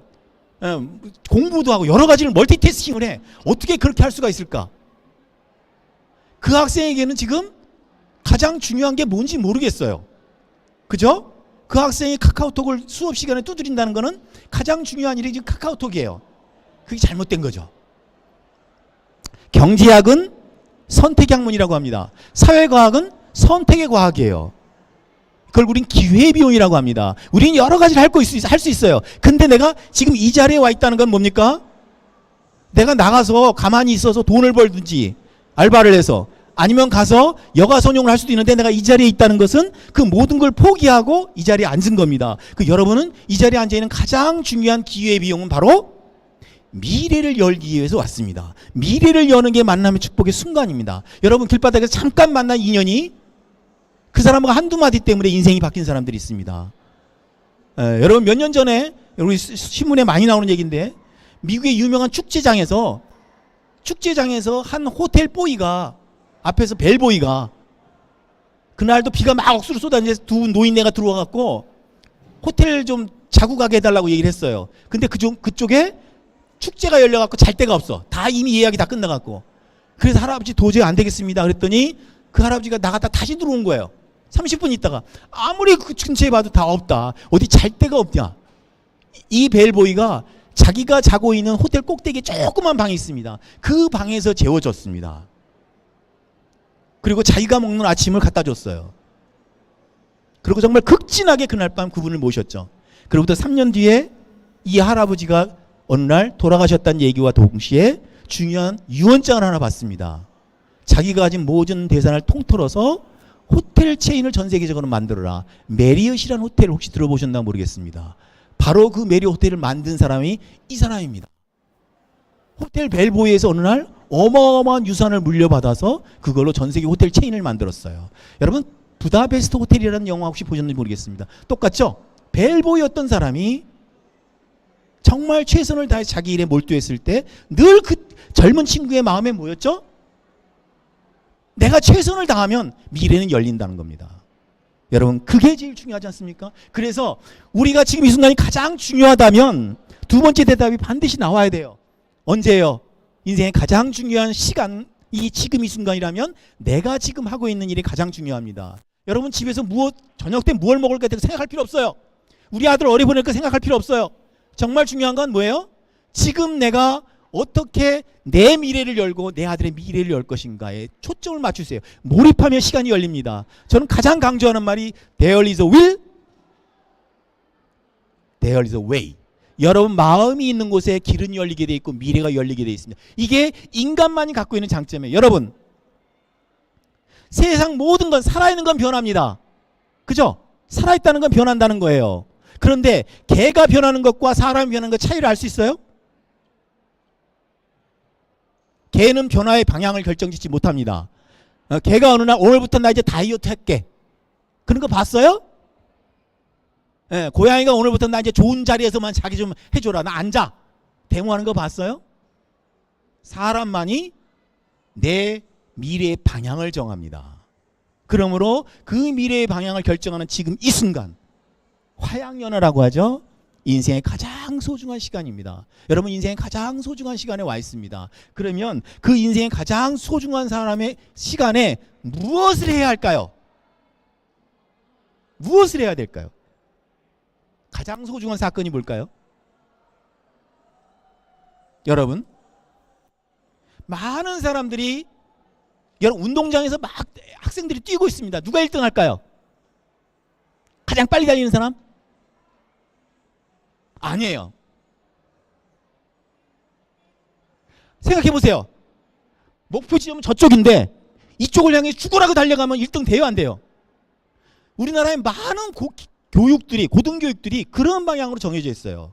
숫자 열심히 외우고 루트 2는 1.414, 루트 3은 1.732 백날 외워봐요. 아무 책 쓸데없는 거예요. 정말 중요한 건 뭐죠? 그렇습니다. 방향을 결정하는 걸 우리는 비전, 꿈이라고 얘기해요. 여러분 이 순간에 꿈을 만드세요. 매 수업 시간마다 꿈꾸는 학생은 가장 그 수업을 착실하게 듣는 사람입니다. 100번의 복습보다 한 번의 예습이 더 중요해요. 왜? 예습은 기다리는 마음으로 몰입하게 되거든요. 수업에 몰입하는 사람은 교수님이 거지같이 말해도 금쪽같이 알아듣게 돼 있어요. 네, 그게 바로 만남의 축복입니다. 그런 만남의 축복이 오늘 이 짧은 순간에 여러분에게 열렸으면 좋겠습니다. 자, 다시. 그래서 톨스토이는 이르기를 인생의 가장 중요한 사람이 누구라고요? 내가 아니고 우리 부모님이 아니고 누구예요? 여기 써 있잖아요. 잘 안 보이죠? 네, 제가 제 소개를 안 했습니다.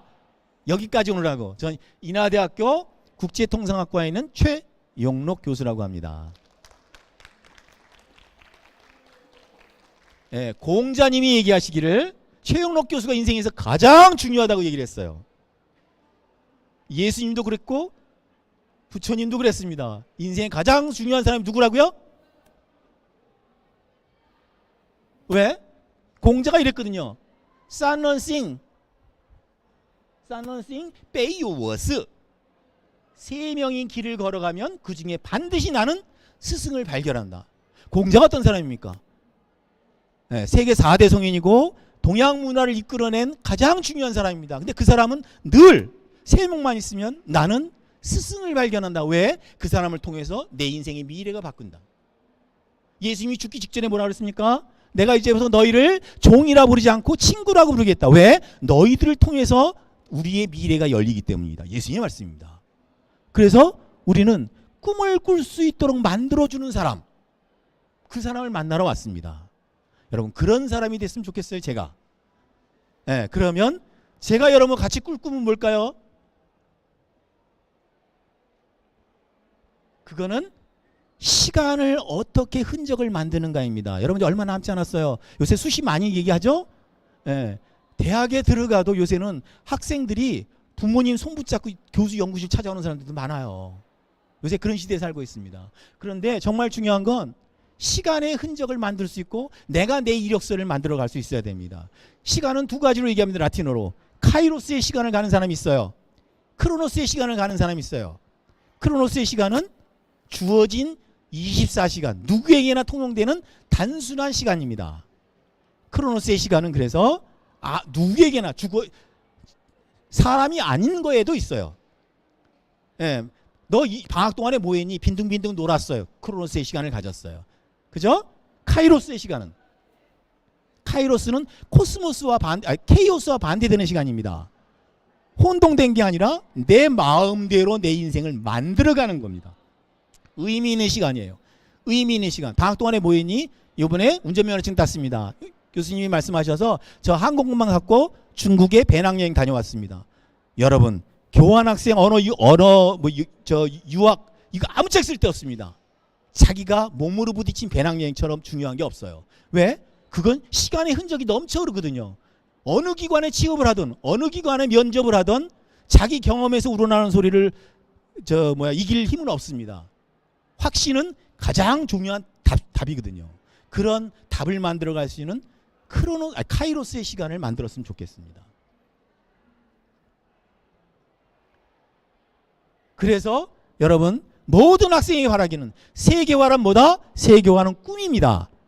미래로 가는 길이 세계화에 있고 우리의 미래를 여는 것, 전 세계 미래를 여는 게 바로 내가 꾸는 꿈에 의해서 열어진다는 것을 우리는 마르코 폴로를 통해서 배웠습니다. 그죠? 마르코 폴로가 갔다 온 경험이 얼마나 많은 유럽인들을 잠을 못 들게 했을까요? 여러분 생각해 보세요. 콜럼버스라는 사람 아시죠?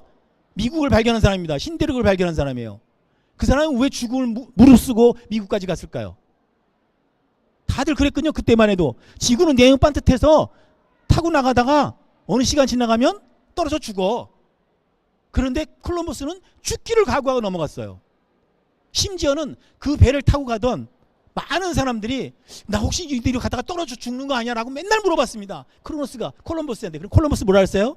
우리 조금 더 왔을 뿐이야. 걱정하지 마. 조금 더 왔을 뿐이야. 그 조금 더까지가 바로 그 사람이 끝까지 죽을 때까지 생각했던 인도에 왜 갔죠? 그때는 금의 시대가 끝나고 피사로에 의한 금의 시대 1300년이 지나고 이제 후추의 시대가 시작됐습니다. 후추를 찾기 위해서 인도로 간 거예요. 예, 그래서 꿈을 꾸는 사람에게 미래가 열리는 법입니다.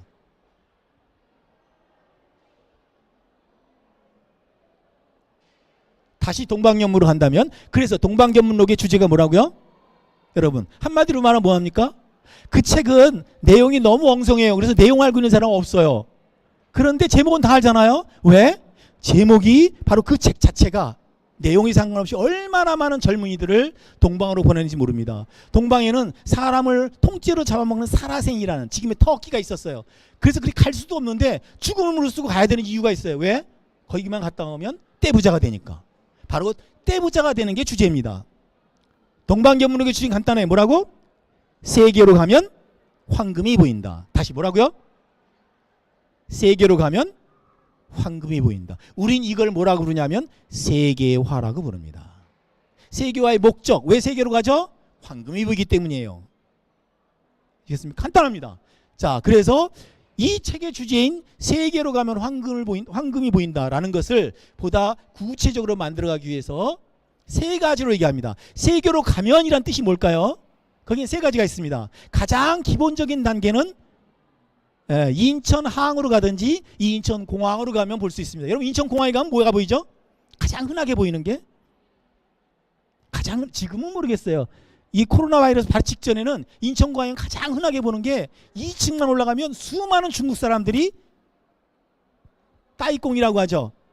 20년 전만 해도 그 인천 항만에 있었어요. 인천 항만에 따이공이라 해서 왔다 갔다 하면서 물건 사갖고 그 나라에 가서 넘기고 다시 와서 비행기 타고 배 타고 또 돌아가서 또 넘기고 또 오는 사람들이에요. 여러분 생각해보세요. 그 사람들이 왜 그렇게 힘들게 할까요? 내가 여기 동대문 시장에서 물건을 사갖고 지방에 가서 팔면 한 달이 걸려요. 그 돈 버는 것보다 내가 여기서 중국의 베이징에 가서 혹은 청도에 가서 넘기고 다시 돌아가면 그 돈이 훨씬 많이 벌기 때문에 넘는 겁니다. 아시겠어요 여러분? 여러분 저 자갈치 시장에 가면 부산에 수도시 많은 러시아 여자들이 바글바글해요. 러시아 사람들이 뭐 때문에 왔죠? 정말 우스워요. 그 사람들이 여기 중국 사람들이 인천공항에 오는 가장 중요한 이유 뭐야? 화장품 사러 왔어요. 화장품. 설화수 사러 왔어요. 정확하게 말하면. 그랴 안 그랴? 대답을 반응을 좀 해요. 그래야 제가 여러분에게 듣고 있구나라는 걸 알지. 안 그러면 지금 저 카톡을 치는지 몰라요. 예, 그 사람들은 화장품을 사러 왔어요. 저 부산에 온 러시아 사람들은 스타킹 사러 왔어요. 놀랍게도. 여러분 스타킹 우습게 보이지만 이게 부산에서 배 타고 러시아만 가는 순간 15배예요. 가격이 차이가.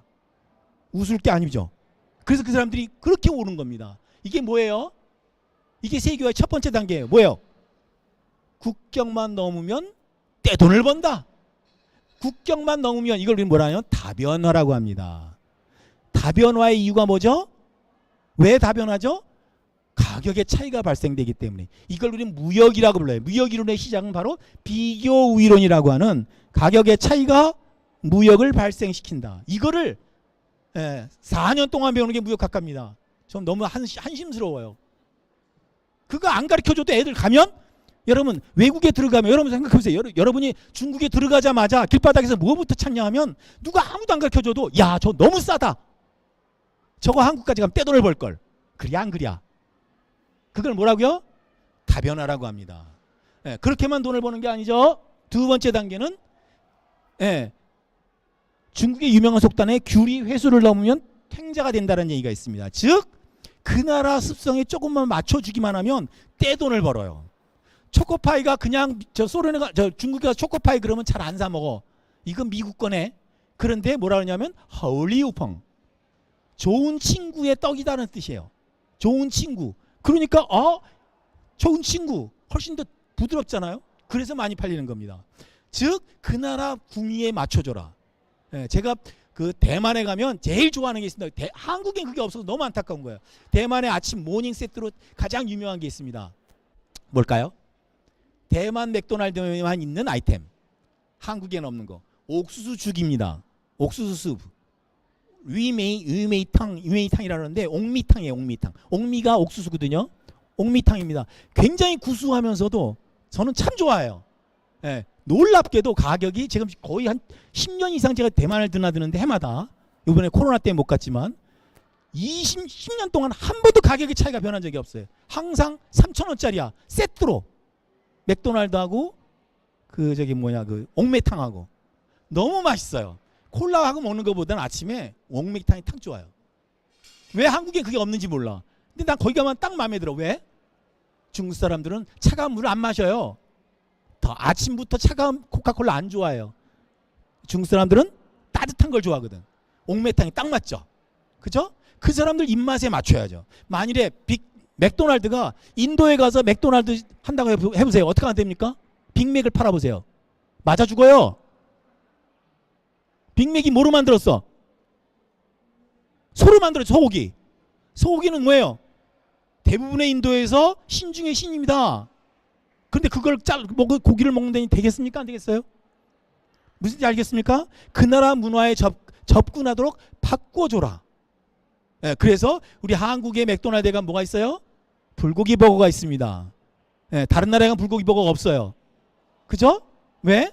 그래야 돈을 벌 수 있기 때문에. 이게 다각화입니다. 변용을 시키지 않으면, 그 사람을 이해하지 못한다면 우리는 장사꾼이 될 수 없습니다. 물건을 팔기 전에 뭘 사라?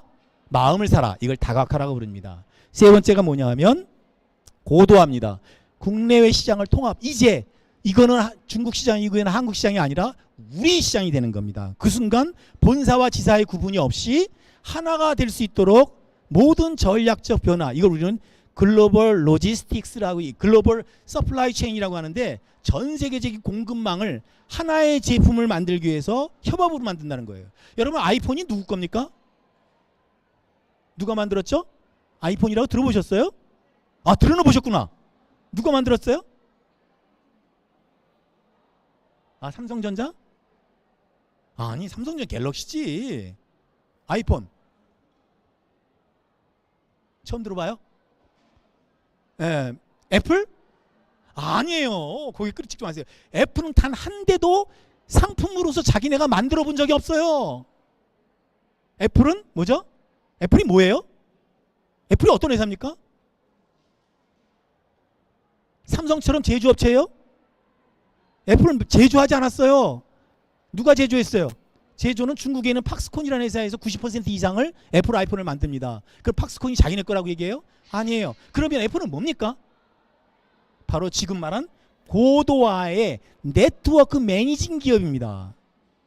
기업의 여러 기능, 연구개발, 광고, 회계, 생산, 부품, 이런 모든 것들을 연결시켜서 전 세계를 내 하나의 공장, 하나의 시장으로 보고 내 것과 남의 것, 내 시장과 나 시장을 따로 구분하지 않는 게 애플입니다.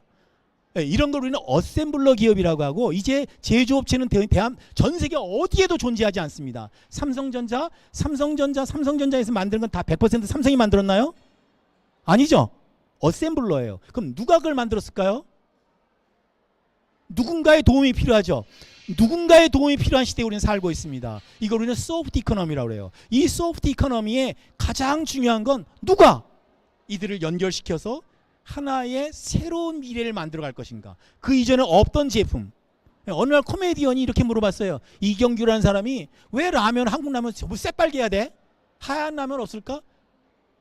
그 코미디언의 이름과 그 사람의 아이디어를 산 게 꽃기우면인가 꼬꾸면인가 뭐 엄청나게 히트쳤었죠.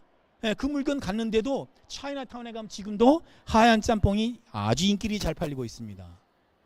뭐죠?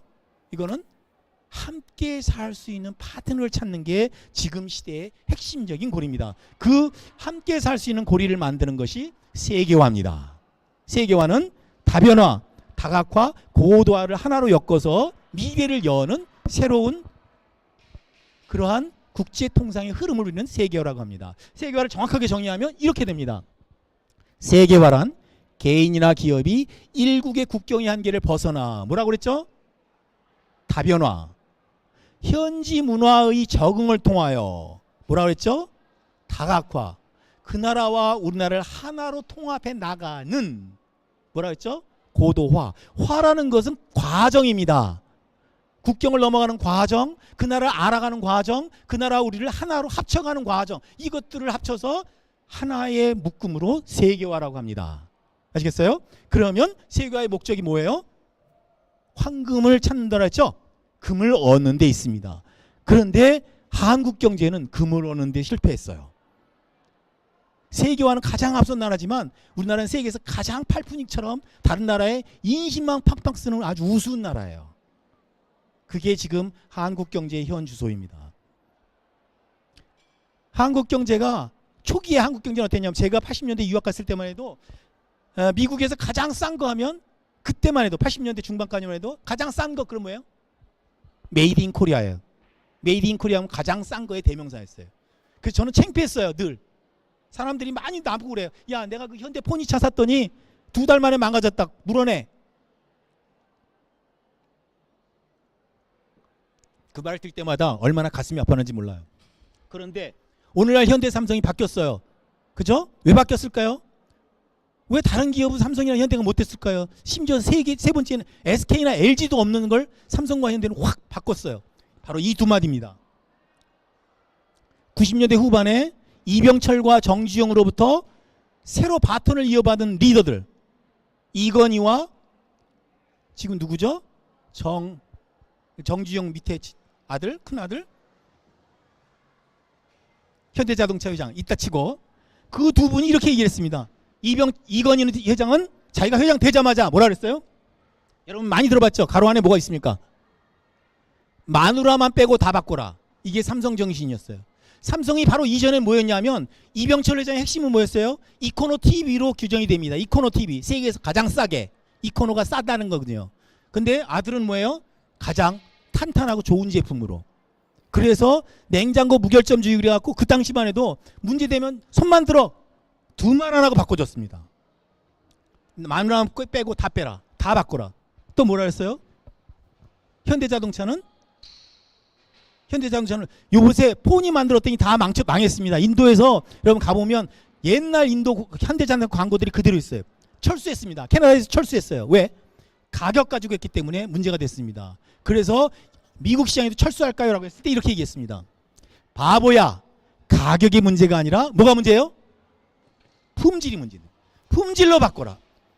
그 사람을 감동시키기 전에는 가격은 의미가 없다.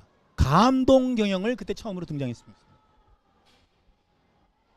그래서 바로 이런 시각에서 세계화가 진행이 된다라고 볼 수가 있겠습니다.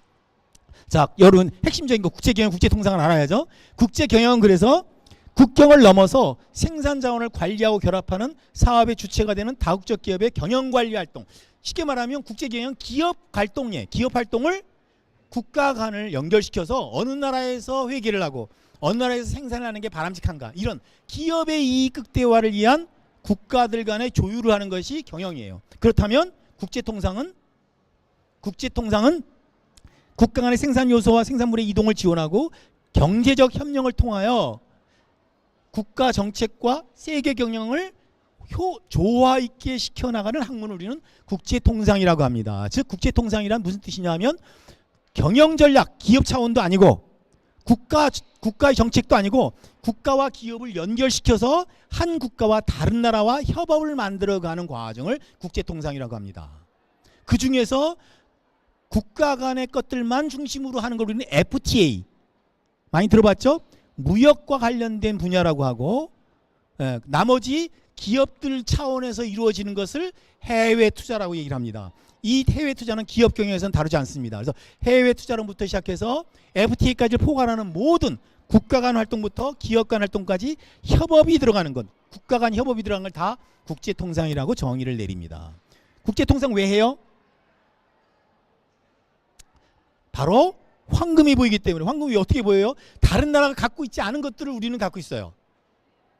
그건 뭘까요? 여러분, 오징어 게임 유명하죠?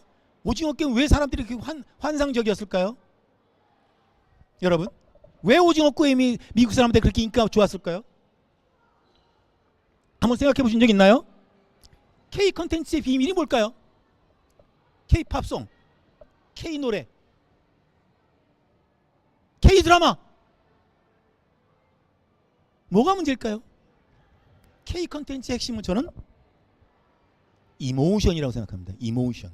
감정의 전달. 감정이 흐르는 노래가 있고 감정이 겉에 드러난 거 말고 감정이 흐르는 드라마가 있어요. 여러분, 오징어 게임 보면 뭘 할 수 있습니까? 이기는 게 중요한 게 아니죠. 거기서는. 그죠? 뭐죠? 희생해서 네가 잘 돼야 내가 잘 된다. 이거 서양에서는 있을 수가 없는 얘기거든요. 그거 보면 어떻게 돼요? 감동이 안 올 수가 없죠. 그랴 안 그랴. 그죠? 이게 마케팅하고 연결될 때 세계화가 성공합니다. 그걸 제일 먼저 알았던 사람이 김우중이라는 사람이었고, 지금 많은 중소기업들이 보따리 하나만 들고 전 세계 시장을 누빕니다. 왜? 그 사람들은 보따리 하나 가지고 감동을 전하기 위해서. 그 감동을 만드는 기술을 배우는 데가 바로 국제통상입니다. 근데 왜 국제통상, 해외로 나가면 떼돈을 번다고 아는데도 그걸 못할까요? 세 가지 문제점이 있습니다. 첫째, 기획력이 없기 때문이에요. 우리 한국 사람의 가장 중요한 문제점이 닥치면 한다는 거예요. 절대로 그렇게 망하게 돼 있어요. 그죠? 충분한 계획력을 가지고, 제가 해외 사업을 할 때 보면 해외 투자로 수도 없이 많은 직원들이 나가는데 놀러 가는 거예요. 가서 거기 뭐 아르헨티나 가면 백장미 기름 좀 받아와. 베트남에 가면 하롱베이 꼭 갔다 와. 이게 잘못된 단추죠. 출발부터 잘못된 거예요. 뭔지 알겠습니까? 정말 중요한 건 뭐예요? 기획력을 가지고 가야 그 나라에 갔다 온 보람이 있게 됩니다. 그죠? 두 번째, 추진력이 있어야 돼요. 돌다리도 두들겨보고 건넨다. 맨날 두드리면 깨져요, 안 깨져요? 깨지지. 바로 깨진다. 그럼 언제 건너갈 건데?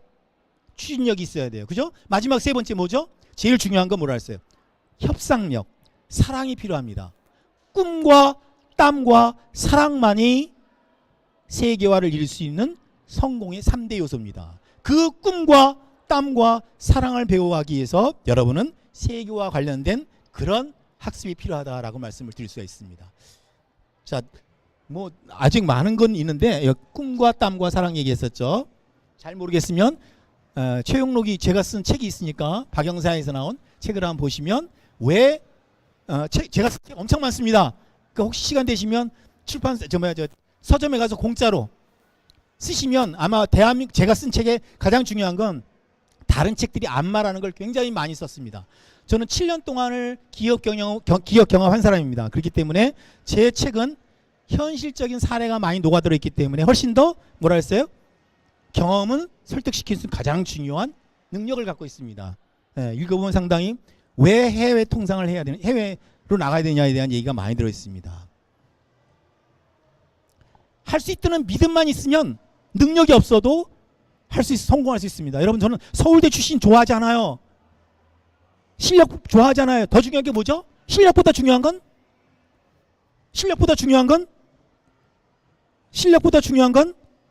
노력입니다. 노력을 이길 수 있는 실력은 없어요. 노력만이. 비록 서울대를 못 들어갔을지라도 그게 걸음이 돼서 그 사람을 성공으로 이끄는 계기가 됩니다. 난 그런 사람들이 됐으면 좋겠어요. 대한민국의 경쟁 상대는 국제통상 교수로서 서울대 출신이 아니에요. 연대고대가 아니에요. 우리의 경쟁이 어디죠? 하버드대고 예일대고 도쿄대고 북경대입니다.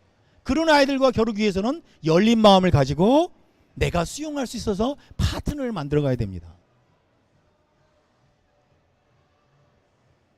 1995년은 역사의 가장 중요한, 굉장히 중요한 역사가 일어났습니다. 그 95년 이전과 이후는 세계가 완전히 달라졌어요.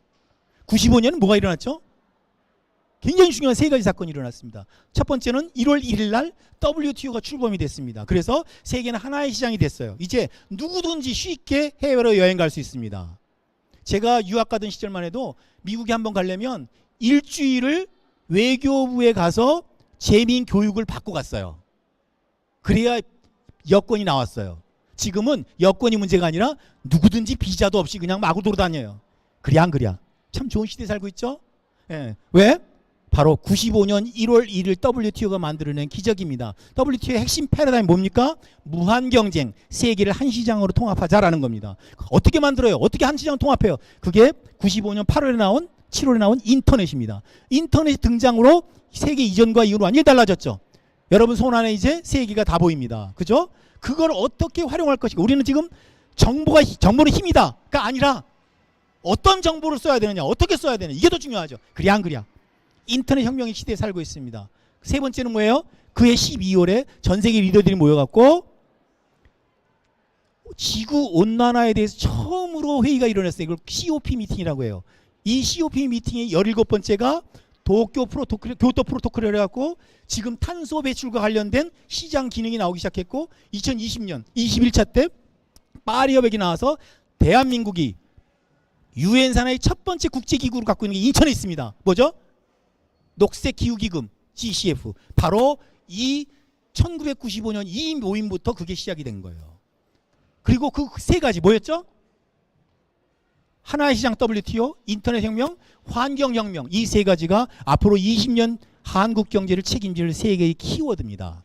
그거를 최대한도로 소화해서 내 것으로 만들어 가기를 간절히 바라면서 강의 마치도록 하겠습니다. 혹시 질문 있으면 질문 받도록 하겠습니다.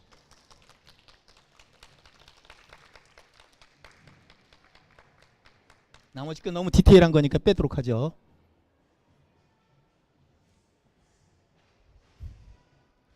혹시 질문 있으신 분? 네, 여러분 여기 써 있죠? 중요한 거는 야 오늘 강의 재밌다. 이게 중요한 게 아니에요. 잘 배웠다. 이것도 아무짝에 쓸데없어. 뭐가 중요해요? 그래서 어떻게 할 건데? 다짐을 하셔야 됩니다. 여기 문 나서기 전에 이렇게 한번 해보자. 이걸 한번 이렇게 생각을 해보자. 서점에 가서 더 읽어봐야겠다. 최 교수한테 전화 한번 해보겠다.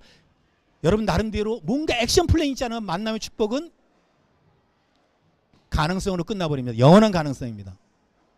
그래서 세계를 내 안에 품을 수 있는 것을 지금부터 구체적으로 한번 고민해 봤으면 좋겠습니다. 예, 고맙습니다.